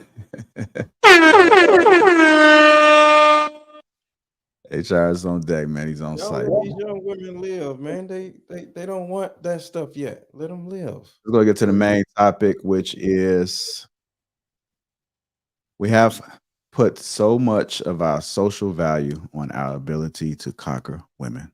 Here's the clip. Times we get to feel like men is when we bending a woman over. Yeah. Other than that, she talking to us crazy. Right. She's disrespecting us in the whole 9. And then on top of that, you could think back to high school, middle school. You could be the dude like that guy because you're the most athletic, you're the tallest, or you could fight, or you know what I'm saying? You know stuff you're about the best hunting. basketball player in the school. Yeah. Everyone recruiting you. Or how you could hopscotch that whole thing is you get bitches. So can do all this stuff, but he get bitches. He's the leader of the pack. That's how it works. So we have put so much of our social value on our ability to conquer women. And some of us don't even know why we do it. We don't even think about like, oh, I'm trying to prove something to myself. I'm trying to prove something to my friends. And that's why I got to add another body and another body and another body. And we just end up in that cycle. And for some of us, it leads us into fatherhood. For some of us, it leads us into, crime, whatever the case may be, to position ourselves to get bitches. We were socialized to believe that our ability to conquer women was equivalent to our level of masculinity. Jeez. I love the way you break it. All right, let's go ahead and get into it. We have put so much of our social value on our ability to conquer women. I'm going to go to Marcus White first, and then we'll go to Nicole. Yeah, I think that's absolutely true. I remember it starts early, like at like 12 or 13, you in the barbershop, the first thing they hit you with, you ain't got none yet. You know what I'm saying? They like ridiculing you in the getting it cracking, like right out the gate. And you kind of develop an identity around it. And I feel extreme victim to this, right? So that feeling when you have like a beautiful woman and you walk into some spot and all the guys like, damn, Joe, I see you. And it does give you a whole lot of like more social credit, even if you on top of everything else. If you don't walk in with a beautiful woman, or you can't get beautiful men looking at you like, yeah, that's cool, but you're not him yet. Until you like complete that package with something nice, or the ability to get something extremely nice that all the other men want. I wish I could say it wasn't true, but maybe it's the way our nature is set up too. So I'm kind of conflicted on how much of that is just our culture and how much of it is like the man's nature to actually desire to want to, like, from the hunter-gatherer sense, to actually desire to want to appeal to and attract women to him. It I will say this though. I wouldn't take it back for the one thing that I think relationships and dealing with women are a skill, and in getting to the ability to date or be with multiple women or women, I developed a skill set that I think is it makes my life easier in the long run.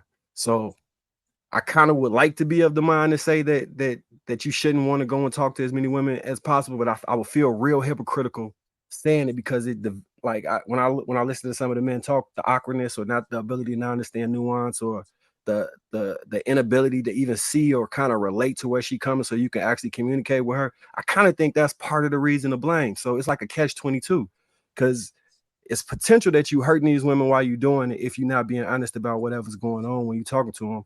But at the same time, you don't want to be socially awkward where you can't manage how to talk to a woman, and then you're in a position where you're just angry at women. So I'm kind of conflicted. I want to hear the rest of y'all thoughts, and then you can come back to me, because I'm probably gonna have some more to add on to this. Okay, Roger that. Go ahead, Nicole, then we go to Ali. So I actually agree with Marcus. I do. I see what path he's going down. I actually like his thought process on that. I was also thinking, when I was watching the clip, the whole piece about ego, right? And how a man's ego, and how it makes him feel, when he can conquer women, when his ability to talk to women and to say, I can get this type of woman. I can, there's no woman I've heard men say this, there's no woman I can't get, right? So it's an ego thing, right? It feeds the ego. It allows you to feel good about yourself. You feel valuable. You feel like you're highly desirable, right? So when culture, and I do agree, it is part of culture as well. When culture praises it, and from little, you know what I mean, from when you're a little boy all the way up until you're a grown man, when it's praised and it's celebrated, the more women you get, the more of the man you are. You know what I mean? The more, and I know men hate when I say this, but it's really a form of toxic masculinity to me. It really is. And let me say, and I hate using that word, I do, but I do think that it is, because you're teaching a man, to me, when a man teaches a young boy that his value lies in how many women he can talk to, how many women he can smash. To me, you devalue yourself as a man. You're much more than that as a man. But because that's who you are being socially conditioned to be as a part of your masculinity, because it's directly tied to that.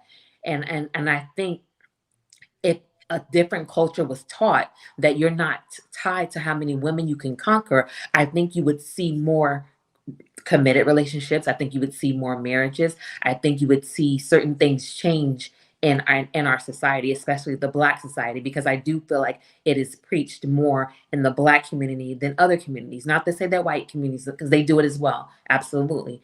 But I think it's almost like a toxic cycle to teach a young boy, and then he becomes a grown man. If that's where his value is and that's what has fed his ego, how hard is it to deprogram that out of your psyche, to be able to, now when you're ready to want to, you know what, I don't want to play the field anymore, but you're so socially conditioned to where you want to get as many women as you can because that's what you were taught, right? That's what we're taught. Well, that's what you were taught. So how do you go from that to saying, hey, I want to settle down. I want to be, with one woman. I want to get married. How do you go from being saying that that's part of the social value, and to where now your friends, maybe your family, the men, in your lives look at you like, oh man, you're settling down. Oh man, you're getting married. You know what I mean? Like, what's wrong with you? Like you're throwing in the player card, you're getting out of the game. It's almost like you're talked down to when you do want to change the social conditioning to how you've been raised and how you've been brought up your whole life. And so that's what to me makes it toxic, because now you get to a place to where a lot of times now you want to play the field longer. And so now you're getting married older. Not to say that younger men don't get married, because I believe they absolutely do. But I do think it breeds to where that mindset to where a man does not want to get married, because now he can't have that social value of being able to acquire and conquer, so many women, if he does turn his player card and he does commit to one woman and settle down. So that's my Let me thought. try. I appreciate that. So I appreciate where you're going with that. And to try and answer that, I would say this is why I'm conflicted with, is it nature? Because early on, I like felt that drive, right? It was like, now it was social conditioning, but it also was an internal drive. As I got older, like 25, 30ish, I felt it decrease, right? So I could transition into the next phase of my life. So I'm not sure if it's just the social programming or it's just so much in our nature that it can override nurture with that. But Well, that would be the difference to it. as a man, let me just testosterone decreases. Let me just Or add what- to help Nicole out. It's a lot of different layers. When you're young, you're not really supposed to just settle down until you found your purpose as a male. Because when we're young, we broke. We either in college eating, just ham sandwiches or whatever, or we're selling drugs or whatever it is that we're doing. We don't know what the hell we're doing. So for that young man to be out here smashing chicks, as long as he's doing it without making a baby, I'm not saying it's okay, but it's actually better than settling down before he's ready, because he's going to make a baby with a woman and then he's going to split up with her. And, so at the end of the day, when a man is ready, because we just said more Black men are getting married than Black women. So we're getting married once we found our purpose. So what you may be seeing is just us having fun. And there's nothing wrong with that, as long as we're not making no babies. All of us, well, I don't know about all of us, all of us done ran through chicks and it was fun. So it's not talking about masculinity. We like bitches, and there's nothing wrong with just doing this and doing that until we're ready. Because to a certain degree, there has to be a certain amount of practice in an interaction with the opposite sex. We all have to deal with. If a woman is a virgin and she ain't never went out on no date, she's not going to be a good mate. She got to get out here and do a little something too and interact with the opposite sex. But altogether, like you, and it's your opinion, but it's sad where everything men do is toxic masculinity. We want to smash a couple chicks and it's toxic. Y'all want to get smashed by a couple dudes, a couple ballers or whatever, and y'all that ain't toxic femininity. Like, damn, what's wrong? I just literally took up for I'm joking with y'all, loving hip hop. I'm playing for just being young and choosing not to settle down yet. And I agree with them. Like, live y'all lives. Like, not stop gaslighting these women. So whether it's a man wanting to have fun, whether it's a woman wanting to have fun, it's not toxic. Stop with the toxic. All right. All right, go ahead, Ali. I agree with Nicole.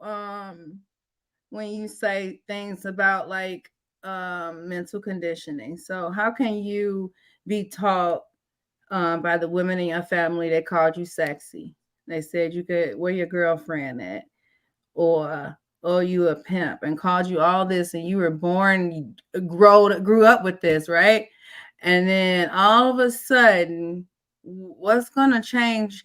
Like, do you understand like mental conditioning and actually remapping your mind? So you're gonna have to remap your mind to go from you went 1,000 miles this way. Now you got to go 1,000 miles back to get right. And then you want Black women or women, period, to be wholesome and be ready for marriage. So we could be your willing victims, because you say you want to smash us in that city. You want to have fun. So we got to be your willing victim, right? And still remain wholesome somehow, and still not choose a man that you just said, Mr. Lego, don't choose a man that just want to smash and hurt you. But you said that's what y'all do when y'all young. So therefore, what are y'all leaving? Y'all don't want to get married Baby, yet. let's make it make sense, baby. So listen, you want to smash me? I respected that though. That y'all don't want to get married yet. Let me see. You want to smash me up until what age? Up until what age? Then I gotta become wholesome a version again. There are surgeries that do that in Brazil. So let me see. I gotta figure out my plan. You want me to do? You want me to stay up? You want me to be ready to smash, but don't get pregnant. Take a plan B, like white girls do. Yes. And then wait.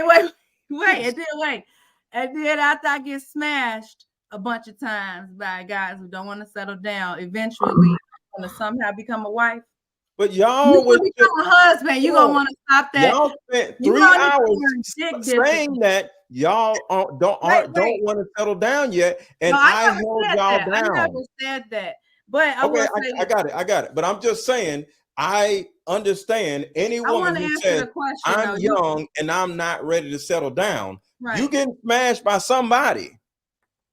So it's the smashing on both sides. Smash, but you all, when we get pregnant, say, "Oh, we should have chose." Just don't get pregnant. I literally said that. Just don't have no babies. Just do it.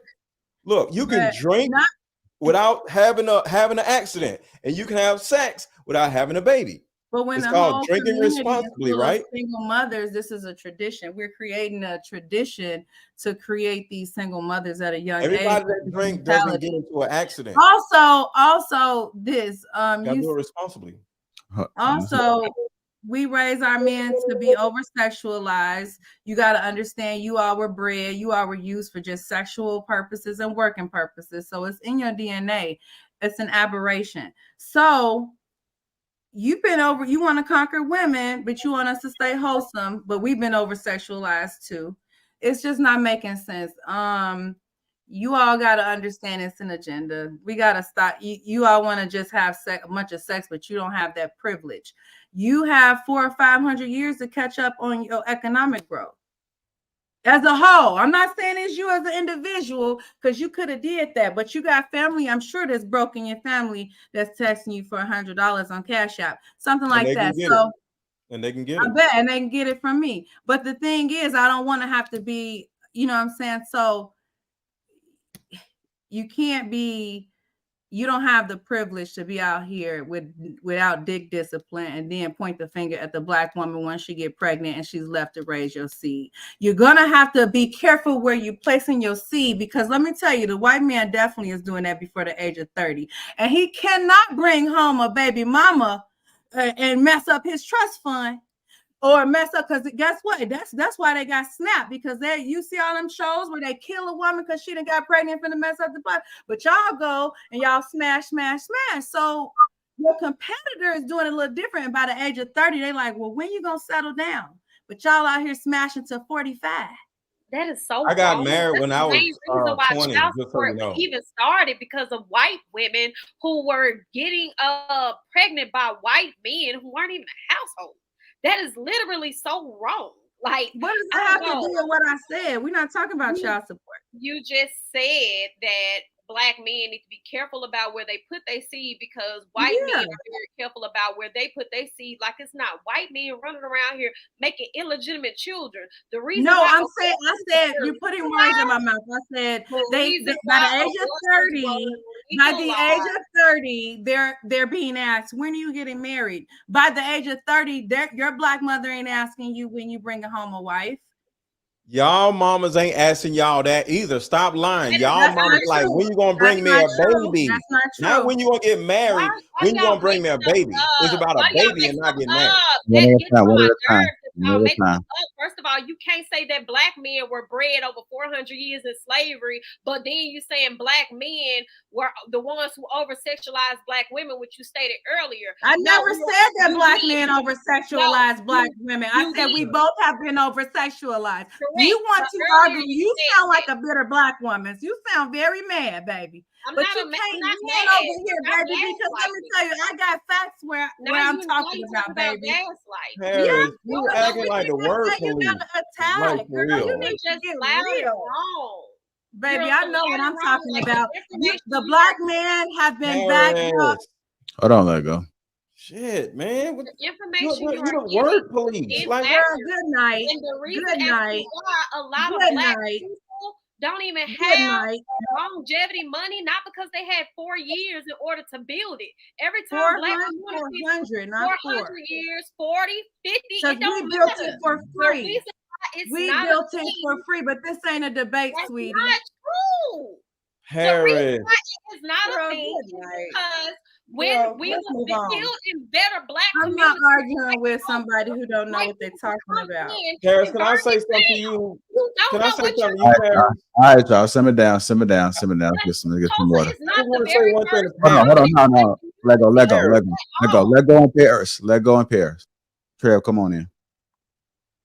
Mr. Lego, stop calling my name. You need to stay out of women business. Like, I I told need you about to that once stop. before. You don't need me to do anything. This not your Hold on, y'all. platform. Trev. They are. Shit.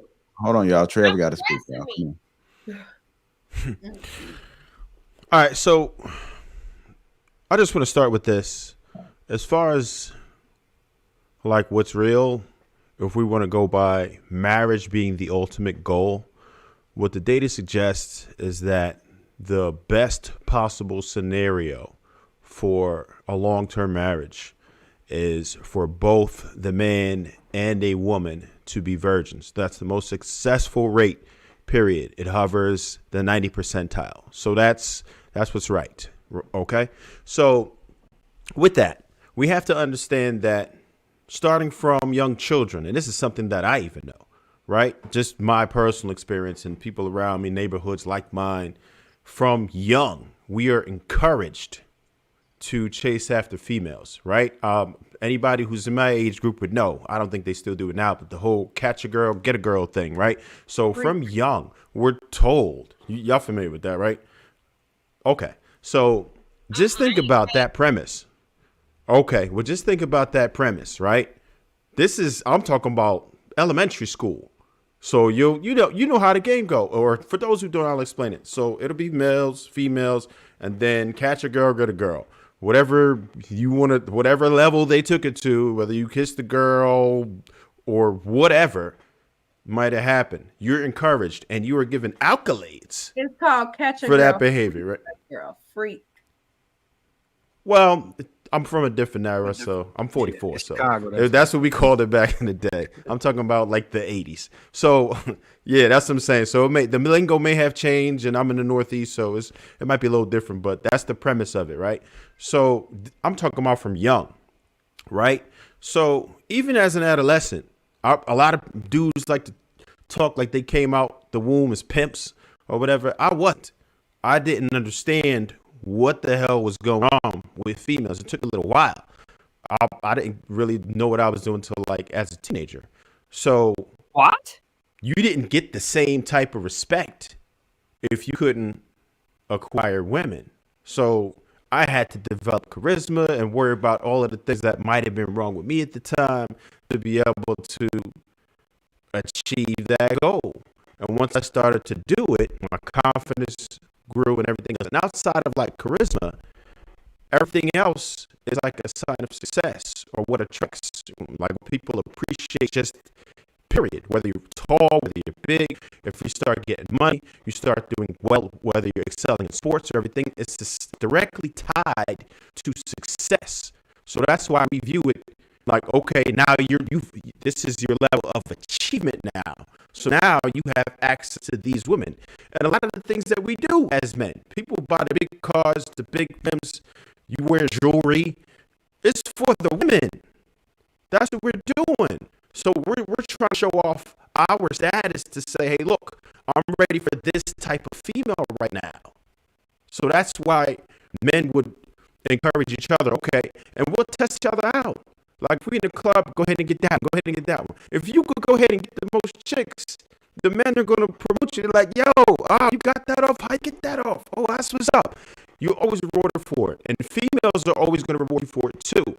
Because females are usually attracted to men that they have the idea can get other women.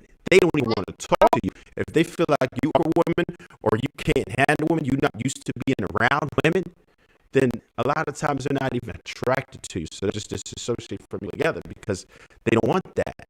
So as long as we continue to promote that, we're going to have, like what we were referring to earlier, as far as over-sexualizing and everything else. But all in all, it doesn't really help you. It doesn't. Not to say I would trade my experiences, but if I were to tell somebody, hey, listen, your best route, if depending on what you want, if it's marriage, then you probably should limit the amount of women that you deal with. I was checking audio real quick on. Yeah, your mic was in and out a little bit, Trev. Yeah, I think it might have been his mic. Hopefully it's not the stream.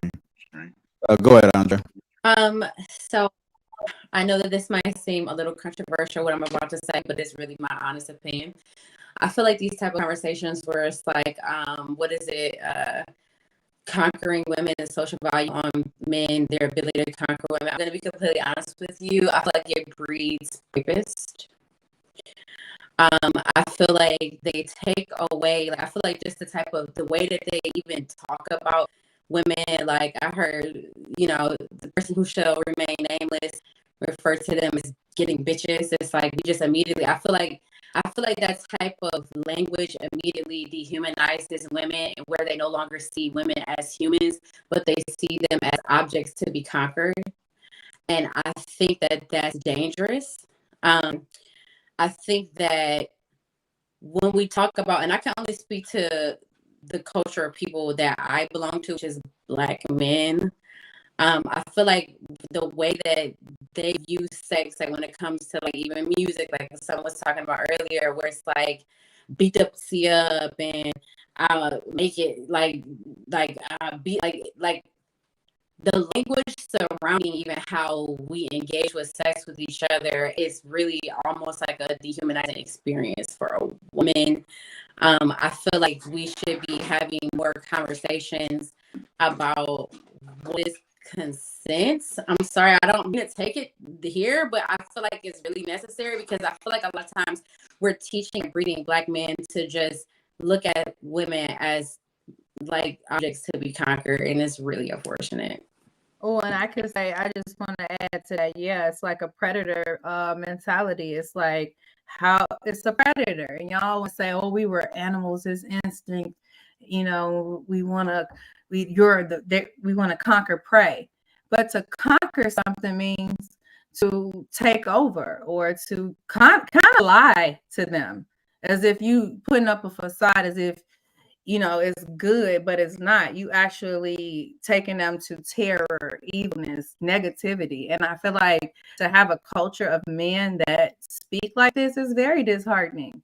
And I don't have to live in the hood. I don't live in the hood, and I don't associate with men like that to have it affect me in the way I feel when I listen to the music, when I see another Black woman being attacked and raped and hit in the head because she turned down one guy, or, and then y'all, I mean, like if we're telling little kids bust it wide open and get hit from the back, and this is the music they're rapping at 5, then y'all turn around and tell women keep your legs closed. It's contradicting, and it's like she said, it breeds a predator, because y'all want to conquer as many women and not looking at us as human beings and people to build with in your community.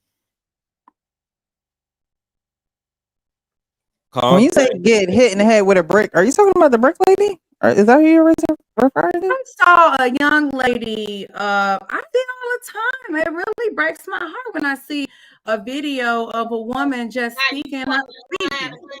You ain't seen it all the time. I'm on the internet more than anybody. You ain't seeing it all the time. You not seeing it. You was lying. Paris, maybe you don't see it all the time because you choose not to. And there's certain people that are elitists. They might not have grew up in a hood. They might don't identify with the Black community. I used to be an elitist until I experienced racism. I mixed. I was like, what y'all talking about? It makes sense. That's y'all problem. That's y'all problem. Yeah, I used to be like, it does make sense. But when I was called an N-word, and wait. So then I had to educate myself. You just so it does so Black a few years ago. You just found your Blackness. That's why you act like that. It makes sense. I found out about my Afrocentric desires about 10, 15 years ago. Fairly good for a person like me who's been living it all my life. That's different. Well, it's not. Listen, that's called internalized racism. When you hate your life-skinned sister, when we both deal with racism, you cannot sit and try to ostracize me. Well, you talk to me like I'm not a sister. I never said I ain't. I know I just girl, just because you had to deal with it all your life, and I got treated a little bit special, I had to still deal with racism. Why is it hurting you, baby? You jealous? No. Okay, I just said I can tell. You just found out you Black. Let me tell you something, Paris. I think you're beautiful. I think you're cute too. But I can tell you also just found out you was Black. You laid it on not true. And you know what? And you don't read books. I've discovered that because everything you read it all. You don't read anything. Of your head, baby. You grew up. Baby, you want to see my library right there full of books, baby. Baby, I don't like to read, baby. That's why I'm able to educate you and the rest of these schools, baby. Hold on, don't say the rest of these fools. Don't do that. See, that's I do it beyond here. I know I'm saying fools in the world, baby. Home police, and then you try to throw ad hominem. Yeah, I'm throwing police because y'all just want to sit here and take what people say and personalize it. That's their story. Just because I can touch on the Black community doesn't mean I get on men like you do. I'm gonna wait. Okay, so thank you for waiting.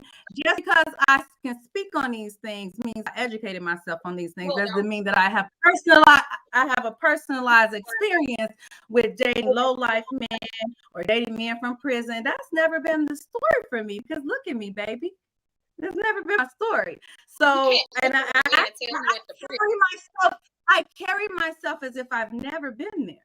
But I can still reach back and look at my sister who grew up, who has been over-sexualized, who has been raised in the hood, and I can look back and want to reach back and help. And that's my mission, sweetie. I have a nonprofit, Breathe Chicago. Google me. No, go ahead. I know you won't, because you don't want to be educated. You want to stereotype me as if I just learned how to be Black. But I know more about being Black than you. But go ahead. You don't know anything about being Black because you can't know anything about being Black unless you lived it. So you, as an individual who's telling me you just adopted, but I've never lived being Black. Decomposing your black elitist mentality just 10, 15 years ago when I know you're the most elitist person. You're telling black women to be ready for marriage, but you're not telling black men to do tell it. black women to be ready for anything. I never said that. That's your issue. See, you're attacking me. Go ahead and finish, because you keep talking when I'm trying to talk. No, baby, all you do is just, it be so damn slow to hear what you be saying. It's so silly. I be like, damn, girl, can you even read? Why don't you try reading a book before you actually speak? It's a book right here. But I'm talking about actually, like, it's plenty stuff right here. That's what I'm saying. Like, y'all kill me trying to, again, the ad hominem attacks. Either you're gonna address me, right, and address the argument, or you're actually going to just attack me and my character. I've never attacked you all night. Okay, yes, you did. You said I just learned how to be black. You just said I just learned how to be black. And you said I didn't never have the black experience, which you're judging me. I never told you anything about black experience. You told me you that. You gave me that information. But you talk so much. No, I said I wasn't elitist like you, where I didn't affiliate with who I'm speaking about. But I had information. You've been saying it the whole night. You've been telling us the whole night how you just became Malcolm X, how you just got on the I didn't say that, sweetie. You said that, sweetie. The white men and the black men all night. Baby, don't make that face, baby. Baby, you should not make that face. That's not cute. It's not cute. It's not cute what you're trying to do, girl. You are with a wig on, trying to be something you ain't, but you talking about I'm trying to be. I know, but I'm just saying, like, ain't you trying to be something you not? Don't match on a distorted camera. Do not play with me. I will Wait, read what happened? Wait, what you say? What you just say? I didn't hear you. I said you heard what Somebody I said. help her. I didn't hear you. You can listen. This is your problem. I'm listening. Both of y'all got a wig on. Don't. No, you are stupid. That part is just crazy. You say a lot of words salad, and it comes out nice, and men like you because you're sit up and you are pretty. That's it. It's Thank you. Thank you. What are you? What is there for you, sweetie? All you do is attack every woman on the panel because you're have so low self-esteem. We get some other people involved, y'all. It's in the dirt, baby. Because I haven't met you from a Go ahead, campaign. Casey. You looked in my face, and the way I look, you're jealous because you could never be me. No, I'm not the attack. But you don't. I'm not feeling Okay, let's get back on topic. Let's get back on topic, y'all. Let's get back on topic. No, you can pass me. I need to be quiet for a moment. Okay. Yeah. Go ahead, Marcus. Yeah. Go ahead, Marcus. I'm trying to bring it down to taste just slightly. If I had to say, when I hit 25, I don't know if my mortality is what shifted or understanding I could die, but it's something that shifted. I was kind of touching on, I wasn't sure if it was biological or it was a mental change, but I knew something was different, right?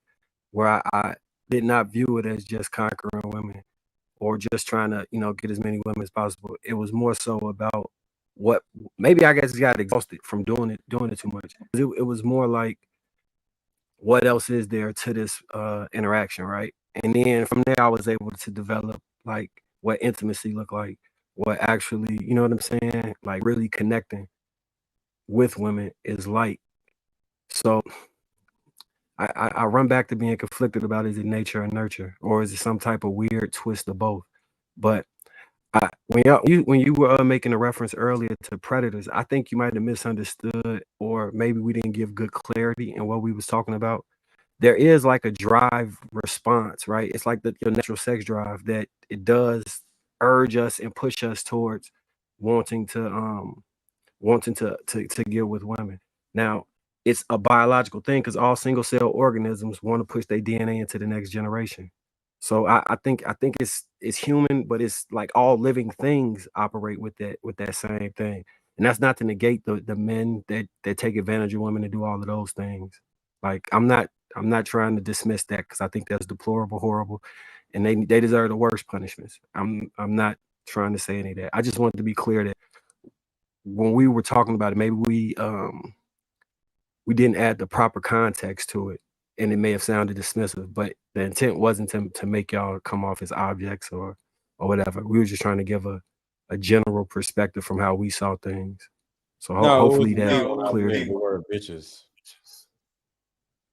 All right, go ahead, Precious. Okay. So I do believe that there are a group of men who put a lot of value in conquering women or getting a lot of women, hooking up with a lot of women. I think that speaking to what Marcus was saying, that biologically, you know, men can make a baby a day. I mean, y'all could just spit them out, whereas it takes us, 9 months, right? So I think that after a certain age, men are not they don't have that drive. Like Market was saying, they don't have that drive to continue to do that. I've had people in my family, military, married to this woman. Now you married to this woman. Now look, is the woman he with now? That's gonna be the woman because he's just not ripping and running like he was when he was in his younger years. I think this is where, and I believe either Andrea said it or maybe Ali said it. This is where men need male coaches, right? So if you're young and an older man is seeing you go down this path of, you only thinking about women, you only chasing the draws, you only trying to get in their pants, you really not trying to have no future. You're not being honest with women on why you're with them or why you're interested in them. You just see some ass and titties and that's just what you're going after. I do think that men need other men to hone them in, to teach them, to coach them into, being, and grooming them into being men. Even if marriage is not the goal, just being responsible with their seed, just being responsible where, they are laying the pipe because, you know, a lot of times men don't leave the children, they leave the woman. And it may seem like they leaving the kids because they leaving a woman because that's what comes with it. But I truly believe that men do need other men to speak to them. There's nothing that a woman, I don't believe in my perspective, that a woman can naturally tell a man on how to be a man. So I think that's where the men come in at. But I do think that, yeah, there is, I mean, we've all been in high school, middle school, college. You see men who are just after getting women. That is just their objective. And I'm not saying that there's anything wrong with it, but what it does do is it does breed a group of women who see men and not necessarily value men for who they are because that's the value that they're putting out there. So you have women that'll be like, "Oh, men ain't shit. He ain't nothing." Um, I'm not getting married. I'm not saying that for any women on the panel. I'm just saying those are the things that you hear when a man's goal and objective and their only goal and objective is to put another, hole in their belt notch. That's what I think. And I want to say this as a man. I'm not gonna say every man, but there's another level after just run around getting women, because me personally, my social value comes from turning down women because I have an understanding that y'all are batshit crazy. So I can't be, I see when you get to that understanding where having all these different women or chasing all these different women is going to have you looking crazy or feeling crazy or a bunch of kids or a bunch of whatever, you realize like no matter what, because that drive is still there, but this start changing and you start looking at women like, nah, I need to chill out a little bit because these women crazy. So stalkers, just all kinds of shit. So you learn as a man, sit your ass down somewhere.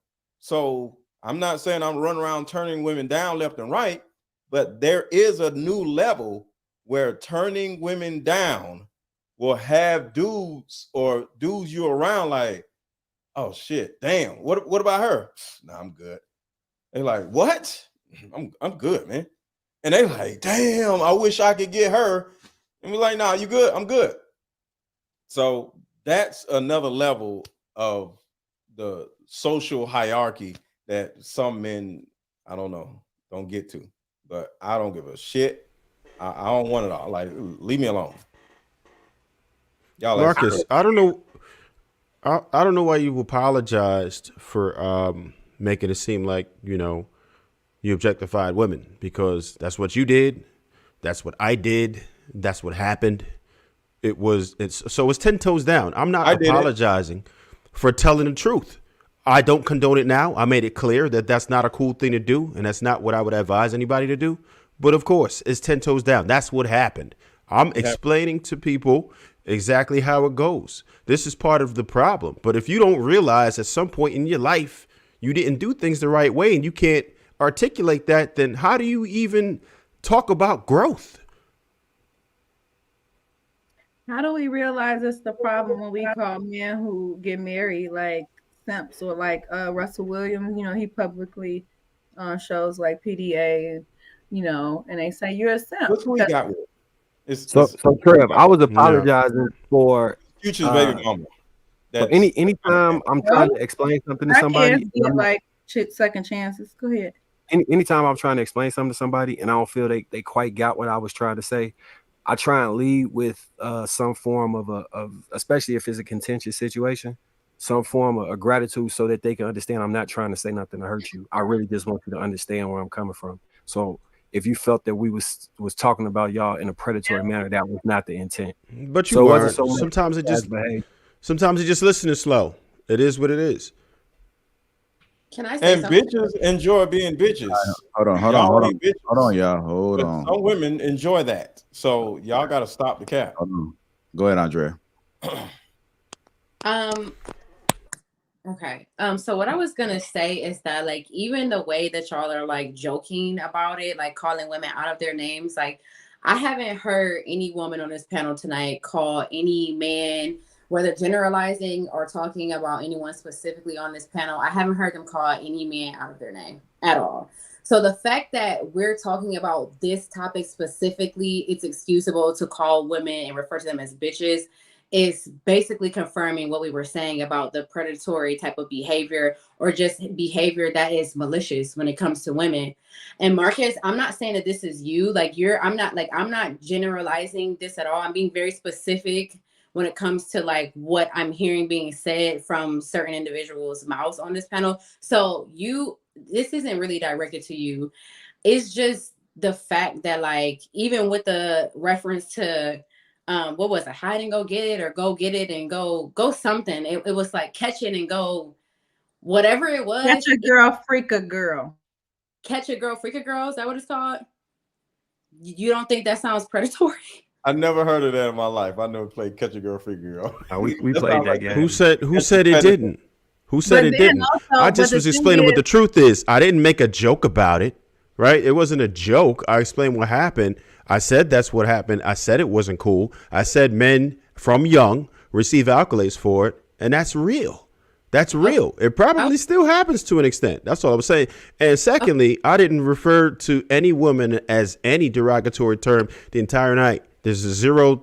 I said the B word 0 times. Okay. So if you're referring to somebody, then tell them directly. But it certainly wasn't me. Well, let's let whoever she was talking to speak up. But I will say, Marcus, Mr. Lego was apologizing on behalf of, you know, like his behaviors in the past, and maybe just other black men who might have hurt any black woman. And that would have been very good to hear. But then you hear come Marcus like, man, you ain't gotta apologize. That was the past. You know, you done repented. You done did what you did. Like, let that man go ahead and give somebody some sleep at night. It's probably a black woman that needed to hear that. Well, I'll say this. I just like y'all separate men, I separate women. Some women are not bitches. Some women are, you know, over here, right? I said this to Ali a long time ago. These dudes and these women need to stay their asses over here so we can actually be with each other. You know, so when I say certain women enjoy being bitches, it's a demographic of women who enjoy to be treated a certain kind of way. And You that's know, so but problematic. you have a group of women over here that don't play that shit, and then you have a group of men over here who are going to respect you to the utmost. And because I believe in a certain amount of separation. You got people over here, you got people over there. That's all I'm saying. If That's we so being honest, if we being honest, the men were called bottom of the barrel derogatory names. They called them pookies and ray-rays, and they referred to them as bombs, and they referred to them as broke and deadbeat. They called them that earlier in the show. So the men were attacked. Wait, I'm just saying, Andrea, like I ain't on nobody's side. I can give a fuck less what y'all talking about. It's getting annoying to me at this point. All I'm saying is we sitting up here trying to word police. That's irritating to me so much because everybody understands as adults, we come from different backgrounds. We spend way too much time trying to word police about something that is generalized speaking, and it just makes sense to me. Like, can you not be a pick me for a change, please? And maybe Girl, you need to learn. come on, Andrea. Come You on. need to learn to be a pick me. Maybe your attitude would be a little better. Maybe You like I cannot hold on. No, you was sucking dick from the back, baby. I don't know what Right. What's wrong with that though? why y'all in the What's situation. wrong with being a pick me, y'all? Ain't nothing wrong with just acknowledging that y'all Y'all do don't not wanna be listen. picked? That's all that is. It had nothing to do with the men, but y'all so dumb and y'all y'all disregard and y'all are male identified so bad. You just do not acknowledge. You like You to don't listen contradict to the yourself fucking just to be on the man's side. That's all you have to It's do. kind of is crazy. listen. I ain't And even then you attacked you all yell. night with your airhead self. But if you You want me to yell go as there, if you're I can making get the on point, your but ass, it's really Andrea. not I making can the do point. it. Please finish what I was. Just because you can't listen, don't mean I didn't listen to the She conversation. listen. She listen. But you so We're- dumb. Girl, If you're you an angry black woman. You need to calm down. What is wrong with you? crazy ass girl, and your back Come on, y'all. Hey. Come on, y'all. Get out of here. Get out of here. Okay, I just want to say you been that sitting here letting your bulldog Come on. help you all Come on. night. Come on, y'all. Come on. Rough. Come on, y'all. Hey, JR, my kids dressed up as Tiana from Princess and the Frog, and my son was a little frog. They were so cute, man. You should have seen it. I got to send y'all some pictures. excuse me, so you can Marcus. see. You I would like love stop, Yeah, I'm gonna send it to you. and it's really getting on my nerves. You say what? I feel like you're being passive aggressive by like interjecting and that in the midst of a conversation. Could you like really just like chill for a sec? I really want to finish what I was saying. No, Andrea. I think Marcus was trying to just set. He was just trying to set the room. Yeah, it was too much. It was really passive. He was trying to be. He was trying. I don't think Marcus. I've been knowing Marcus for. I've been knowing Marcus for a while. I don't think Marcus is trying to do that. And I'm gonna go the fuck off on you I one more don't time. think he's trying to do Y'all just gonna have to kick me that. out. Hold on, y'all. Hold Don't on. do it no more. Hold on, y'all. This is the thing. Hold on. I'm not. Hold Hey, on. I don't care what hood you come from. I'm not. Come on, y'all. Hey, y'all. Okay. This is why black people, go black off on women Marcus, especially though? can't get. If that was Come Mr. on, Leg, y'all. I would have let you have Hold it. on, y'all. Hold on, y'all. Bullets just flying everywhere. Damn, Andrea. We need some solutions so we can get up out of here. We need some solutions. Can somebody bring some solutions? We have put so much of our social value on our ability to conquer women. You need to figure it out. Don't talk to Marcus. I think the solution would be, I'm gonna say this before I get out of here. I think the solution would be to try to listen to the other person's point of view. I think I came on here and I said a lot of things that could have been misconstrued. You didn't give me the opportunity to clarify. I think you ran with it and put a lot of words in my mouth saying that I called men black men deadbeats, the bottom of the barrel, all types of stuff. Just go back and listen to. That's why I said you don't listen. I'm not saying me. I didn't say you said it. I'm not talking. This ain't directed to you. Look at here, burglar. Look at here. I said this ain't directed to you. This is just a general statement. Now you can go back to McDonald's with that hamburger shit. I'm not gonna let you overtalk me. Listen, I think that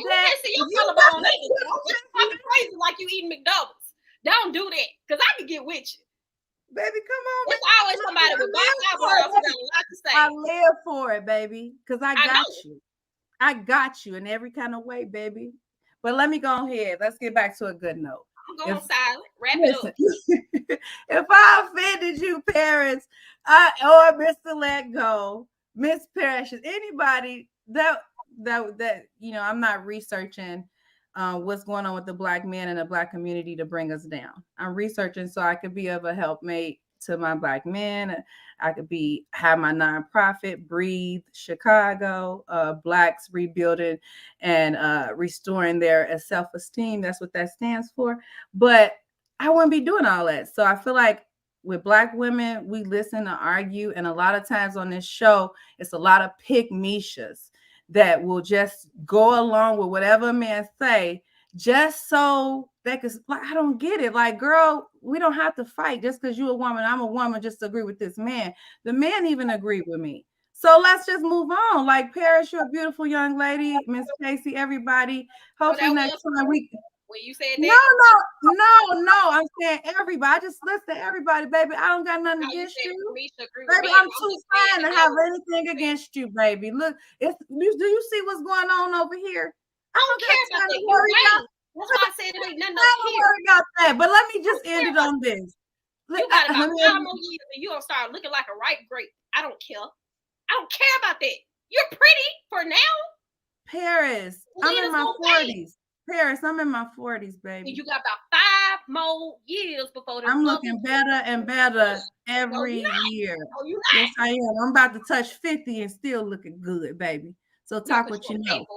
Yeah. I'm shit. It's not gonna be natural. Go ahead. Like I said, I wish y'all the best. I wish we could have had more of a dialect where we got somewhere we agreed on some topics. We understood each other's point of view.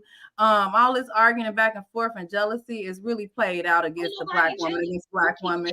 Why are you so attackful to me and Andrea, baby? Can I say something? Can I just before you leave, Ali, I just want to tell y'all I appreciate y'all. You know, I always appreciate the new people coming up here or whatever. And I apologize for calling y'all Love and Hip Hop. Y'all are actually individuals, but y'all came up here. I thought y'all was like, you know, in cahoots with each other, but y'all are, you know, individuals or whatever. So I do appreciate y'all and apologize all at the same time. Y'all pretty cool. Once Andrea stopped all that damn divesting shit, she ended up being cool. Was the person who called men Pookies and Ray Rays. Mr. Lego was the person who said Trev was the person who called men earlier Pookies and Ray Rays. Mr. Let Go was the person who called men bombs earlier and said broke ass deadbeats. That was him. All I'm saying is y'all be so quick to try to attack a person when you don't agree with them. You find other excuses to validate it. I'm a pick me. Now I'm jealous because of your looks. You're vain. Both of y'all are sitting here, face full of lashes, face full of blush for this live stream, makeup on, but you talking to me. Why are you so mad? Do you want me to teach you on your level, girl, with that busted wig you trying for and shows? I can wash my face and still hold on, y'all.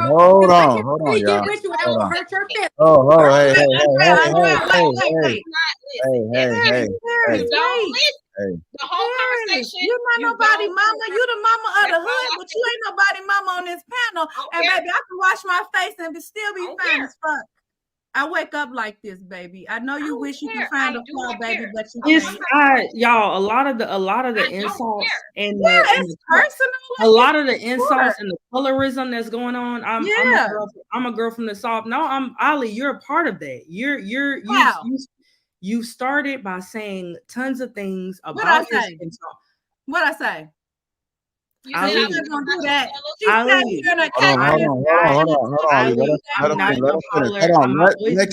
Let Casey talk. My voice is loud in itself. I'm not gonna holler with you.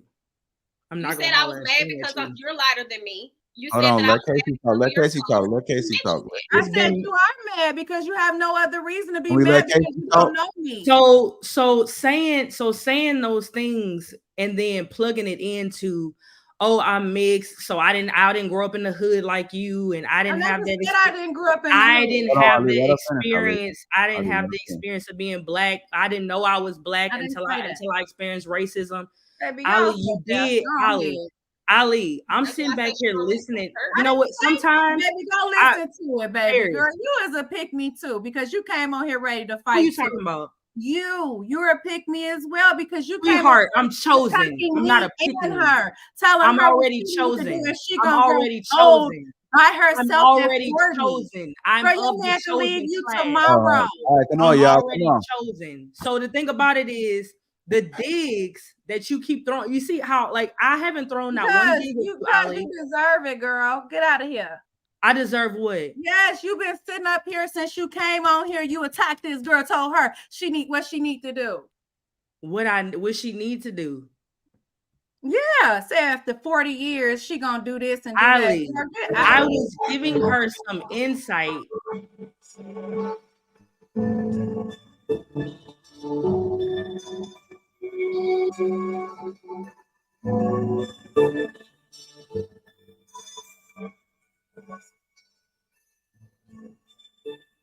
Is anybody that didn't get a chance to speak on the topic? I don't want to. I didn't. I'm afraid to go to y'all. I think y'all go transition to I'm something else. gonna speak on the topic for real. Okay, so the topic. Can I finish what I was saying? I was talking originally. I got cut off. All right, y'all. Let's just go ahead and let our draft finish, and then we. Okay, so I'm just gonna say this and make it brief, and then I'm probably just gonna leave it alone. First of all, I'd like to just start by saying reading is fundamental.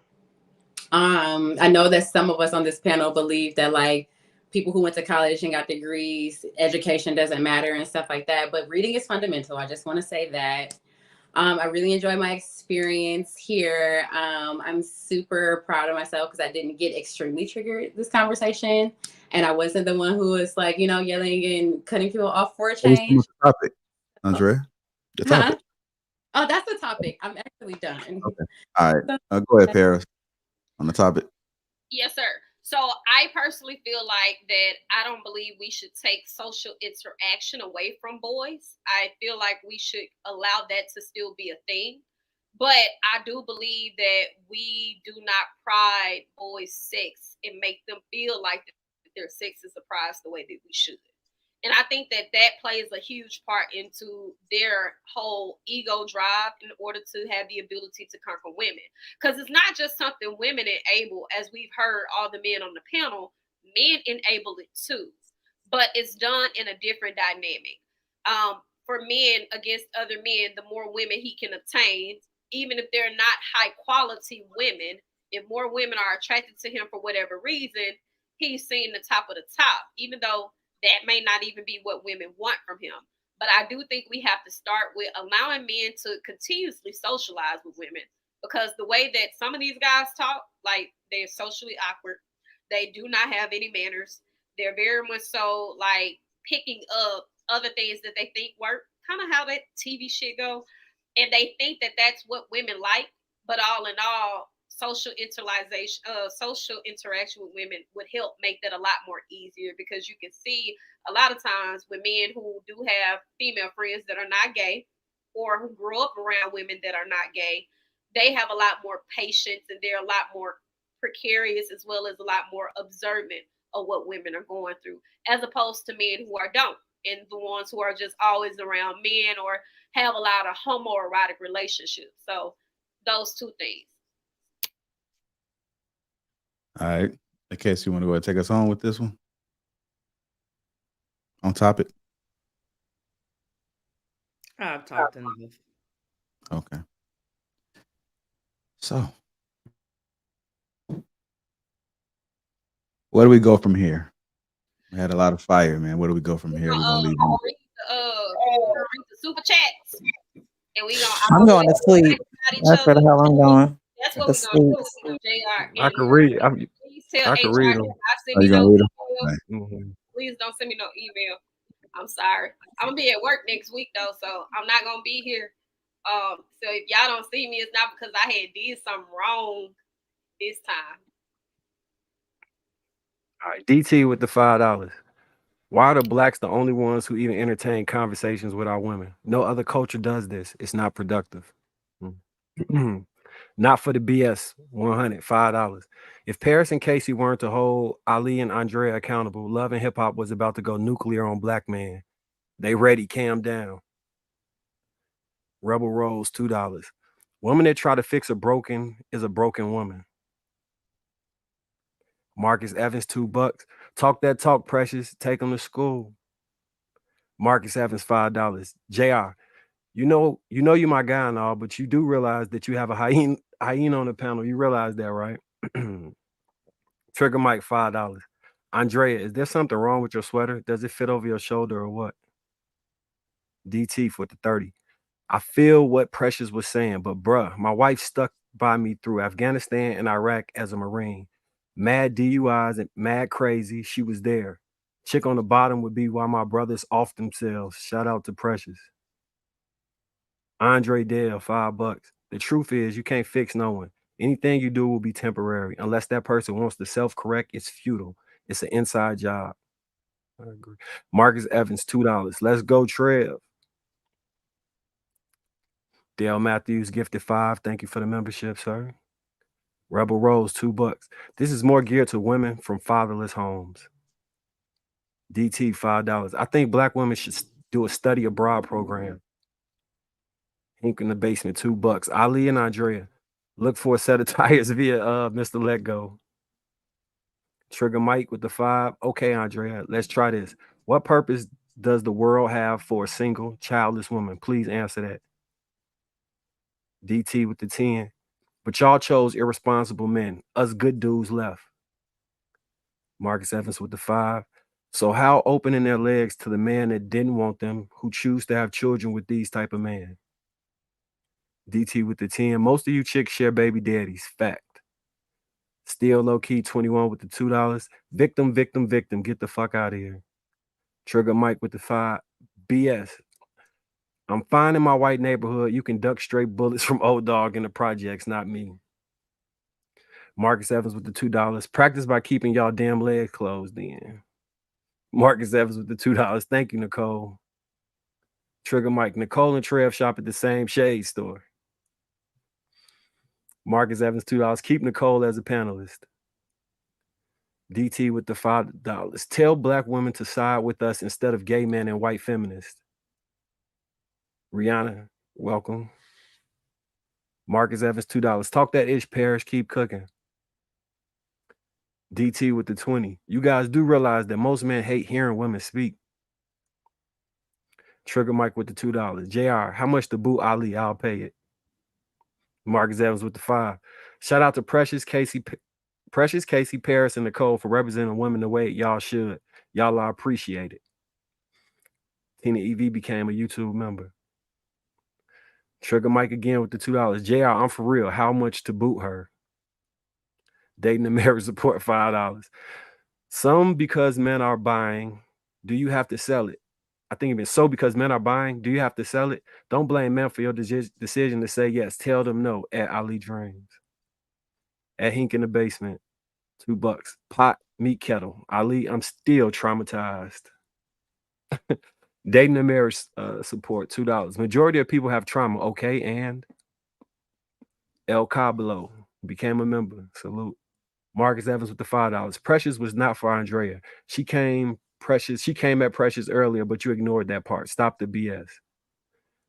Marcus Evans with the 5. Precious was not coming for Andrea. She actually came for Precious earlier, but Ali Dream don't want to admit that. Stop the BS. Trigger Mike with the fin. For 60 years, black women put themselves first and they're in last place. Morally decayed, spiritually poor, and value deficient. Being alone is not a flex. Trigger Mike, what's wrong with playing with guns? Nothing. Trigger Mike, $5. Andrea and Ali can share a room at the Golden Girls nursing home. Y'all can share Mr. Edward. Will G with the fin. Been a while since this panel was this dynamic and polarizing. Ideological differences keep things spicy. Keith Nero with the $2. Trev, your mic has a short in it. Darius Horton 10. The real precious Nicole Star. I'm KCB. Thank you. Just thank you. Best representation all night. Marcus Trev and Lapeef too. May we all gain y'all's patience. It's a virtue. Arnold Allen with the third with $2. Appreciate you. Talking down to men isn't negative. You said divest though. Not for the BS. $5. Question for the ladies. What race of men is more loving to their women as a family than black men are? And Ali, what race of women run the Snap series? Not for the BS. $2. Ali's fourth picture on the gram is fire. Nazim with the $2. This is for Casey facial expressions. Thank everybody that contributed to the platform. Yeah, just tune in. Make sure you catch the replay. Sorry for that cracking, man. That was YouTube. You know nothing about it. Y'all good? Yeah, Everybody I just good? want to say, can I say one more thing? It was, as long as it's encouraging and positive. Right. So what I wanted to say was, you do not have to read books to learn about being black, because most times we share our history via word of mouth, and most times people knew that, especially in the South. Your history was passed down via word of mouth. A lot of the stuff that's written in books, if it was written by an author who was black, more times out than not, it was valid. But if they weren't black, you probably gotta look at that, double check it a couple times. So. Okay, let me just say I wanted real quick before we go. I don't read regular books. I'm reading Dr. Claude Anderson. Some of you don't know about, right? Okay. So Miss Casey, I do want to clarify. When I brought up the fact that I'm light skinned and Paris is dark skinned, it's because growing up in a black community, I was ostracized for my skin color, which doesn't negate or take from a darker skinned woman. My mother is the color of like this. Okay. So that's why I said that, like, why it's not like, oh, I'm light skinned, I'm better than you. Like, we have this internalized racism where we think the lighter you are, the more closer you are to white privilege. And we ostracize women like that. That's why I asked her that, like, why are you doing that? Like, you don't know me from a can of paint, but you came in here, you didn't listen to anything I said, and you start attacking me. So that's why I said that, just to clarify for you, Casey. It's not to say, look, she ready to go again. So I'm like, it got it, because she didn't attack nobody else but me. So I felt like is it because of my skin color? She attacked me, Ali. Well, you light skin. You act like a why can it be? Because why can it be why can it be a difference in opinions? Why, like? I thought I was trying to close out. You light skin, Lapeef, but it's not no why can it be. I told you why I did it, and it is what it is. I did what I did. Paris, if I offended you, I apologize. I'll see you next time. And I might get in your ass again. You might get in mine. It is what it is. My thing is, right, because I don't really want to leave off on a negative token, considering the fact that you do seem like a little bit reasonable, right? It's more so of a thing, right? A lot of times people are internalizing their own projections of what they commonly feeling like somebody's going to come at them. You said I attacked you. I would actually say that's not what happened. As soon as I finished my rant the very first time, you said, you seem like you are upset. You need to calm down. You made an assumption about my attitude or whether. No, I didn't assume. You was loud. You was heated. One moment, right? So one thing that Casey mentioned, as you can see, I've been loud the whole time. I'm a very dramatic person. I'm very comedic. I'm over the top. This is my personality. Had you just let the conversation flow, you would have seen that in the beginning, as opposed to just trying to justify the way that you perceived me because it was uncomfortable to you by feeling like I was jealous of you. There is nothing that you have, because I don't know you, for me to be jealous of, especially not your skin tone, bothers me not at all. Considering the fact, especially since I'm lighter than majority of my cousins, I can give a fuck less about it. Sometimes we just have conversations with women and we don't agree, but I'm not that vain. So when you said that showed me a lot of things. I just didn't address it. I didn't attack it, and it's cool. If You did, because you said I know what I'm talking about. No, and that was like taking my listen. perception and what I was saying. But that's okay. Listen, No, I that's just want to and I say, will still apologize. But if you don't want it, that's cool, right? That's yeah, why you can keep it, baby. I don't need. I'm just saying. Listen, we could agree to disagree. I said that color thing, not to say you jealous of me, but I've dealt with a lot of darker skinned women coming at me for no reason. I'm like, But that's what I'm saying, Ali. Listen, that's my own, like you said, that's my own perception, my own thing. That's why I said that. And I said, I apologize if that's not the case, but I get that a lot from darker skinned women that's hating on me for no reason. Well, that's, to be clear, was not my insinuation. That's one thing. Number two, it's understood if that's been your experience. I'm not taking away from your experience, but I am saying many times we have conversations with women. The last thing I'm thinking about is whether your ass fat, your waist small, or you got a pretty face, or you light skin or dark skin. Because at the end of the day, it's a lot of women who cannot mentally keep up with me. And the more you talk, it shows. That's all I'm saying. I respect. And to be fair, Ali, like I don't do the attacking stuff, but you clearly, when you talked, called me a pick-me, which was completely out of order and for no reason at all. I haven't said anything negative about you all night. I didn't say anything negative. I was really like speaking to old girl's heart. Like I really wanted just to put something in her head. I wasn't judging her because of how she feels. Where she is in her life, that is how she feels. All I wanted to do was to leave her with a nugget as an older sister, what you're supposed to do, to look at things from different angles as you live your life and as you go out about life. I don't have a freaking dirty bone in my body. I love and I'm very passionate.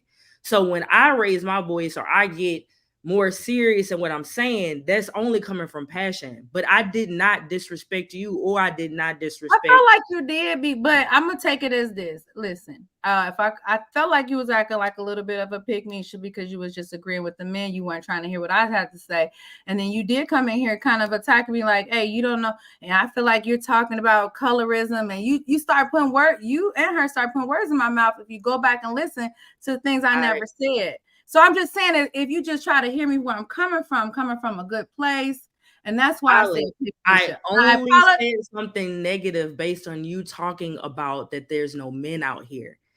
Everything else you said, I listened to. I did not have rebuttals to everything you said tonight. When I came in, I want you to think about that.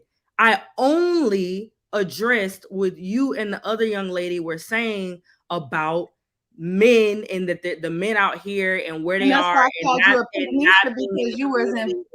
And that's why I called you a pick-me right there. Towards you, I said I felt offended based on the men that I felt offended by my perception and my thoughts. So you invalidated me, and that's why I said that's how I felt. I felt like you were invalidating what I was saying because you said you're wrong, you don't know what you're talking about, and you were aggressive. So that's why I said you acting like a pick-me because us women got to stick together. Number one, we because stick together when you calling names, though, Ali. I agree, but that doesn't equal. If you want peace between women, not with you because you were against me. But it's okay. I can disagree with you and still respect you, Ali. I can disagree with you and not call you out of your name. Listen back to the way you talk to me. You said you start projecting as if that was my personal story, as if I wasn't around married people, as if my parents weren't married, as if I've never been married. I told you know my story. You said Ali, that's yours. I don't speak for you. That's mine. Ali, I don't speak for you. I speak. Let me do a temperature. So you were speaking from your experience, and I came back and spoke from mine. You said that that's not a dig. That's not a dig. I was around men. That's not my problem. Yeah, we're gonna close. Hold on, ladies. And you don't know me. Ladies, we're gonna go ahead and close off. Nicole, go ahead, Nicole. Yeah, I just want to say one last thing. First of all, thank you for inviting me and having me here. And I also want to just say, I think that, we all come from different backgrounds. We all have different perspectives, different experiences. And I think at the end of the day, we just want to share our perspective. And I think that we should just, I know it's easier said than done, but it's almost like the whole term, I agree to disagree respectfully. I still respect you, even if I don't agree with you. You know what I'm saying? You still my sister, you still my brother. You know what I mean? I think that's what's key here. You know what I'm saying? When we have these type of conversations and discussions, because at the end of the day, we still all Black. We still have common struggles. We still have certain things where, even though we have differences, I think we're more alike than we are disalike. And sometimes it's hard to see that when we're in the thick of it. And so, like, I just ask, I don't know. I hope I'll be on here again, but I just hope that we can respect each other, and sometimes even when we don't agree, we can still kind of like in love and understand the intention is not a personal attack. You know what I mean? It's just really just to get each other's point across. And even if we don't agree, can we just respectfully, what I'm saying, allow each other to hear each other out? And even after that, I think just the fact that we can't, no one knows each other on a personal level, what I'm saying, personally enough to feel offended, you know what I mean, in certain conversations, and I think I know sometimes emotions get high when we're passionate about things, especially when we feel like people are coming for us. But I think if you come from it from an approach like, this person is not coming for me, they don't even know me to come for me, you know what I mean? I think that makes a world of a difference, because people tell me all the time, like, how you always so like chill? Like, you don't let nothing bother you, because I don't take nothing personal. You know what I'm saying? I don't know you. To me, in order for me to get upset, like, you have to be in my life, like in my circle. I got to talk to you all the time. You got to be that close to me. You know what I'm saying? So I think like that keeps our peace. You know what I'm saying? And so I love y'all ladies. You know what I'm saying? Especially the ladies here. And I want to make sure that, like, I just wanted to tell y'all that, like, y'all are all beautiful. And I hate to see us like this, because we better than this. You know what I'm saying? And I actually respect everything that all y'all said, even with some of the things I may have not agreed or, may saw it differently. I still respect it, because at the end of the day, when the conversation is over, I'm going to think about what we talked about. And I'm gonna be like, actually, I ain't look at it like that. You know what I'm saying? So I think there's always opportunities for us to learn here, especially with these type of conversations. And so I just respectfully just want to just let y'all ladies know that. And I appreciate the men as well for being so respectful, allowing us to speak as much as we did, because I've been in like spaces and on podcasts where women have hardly been able to speak like a little bit, if we able to get a word in. So I just wanted to just add that, and it's just been a great conversation, and I just wish peace and blessings on y'all. That's all I wanted to say. We're going to go ahead and rock out on that note, man. Thank you guys for tuning in to Lapeef Let's Talk. Let's make sure we go ahead and subscribe and follow everybody that's on the panel. Catch the replay. Hit the like button. Make sure you subscribe to the channel on your way out. Thank you guys for your perspectives tonight. Peace, love. What did you say on the Soul Train? Peace, love, and soul. Was it peace, love, happiness, and soul train? I don't know. I might be showing my age right now. All right, y'all. We catch y'all on the next one. I appreciate y'all. Soul Train. All right, Trev.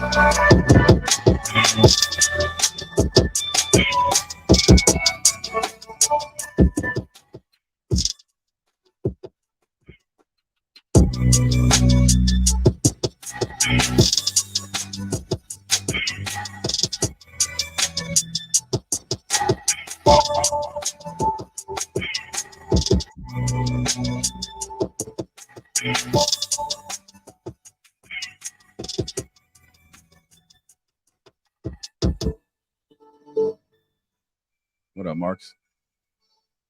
You on mute, man. The show over? Yeah, it's over, man. Oh, I see a little live in the corner. Let's see. No, it's not over. I thought you meant like, was I still keeping it going? Now we on the closing. I got okay. you. I got you. Hold on.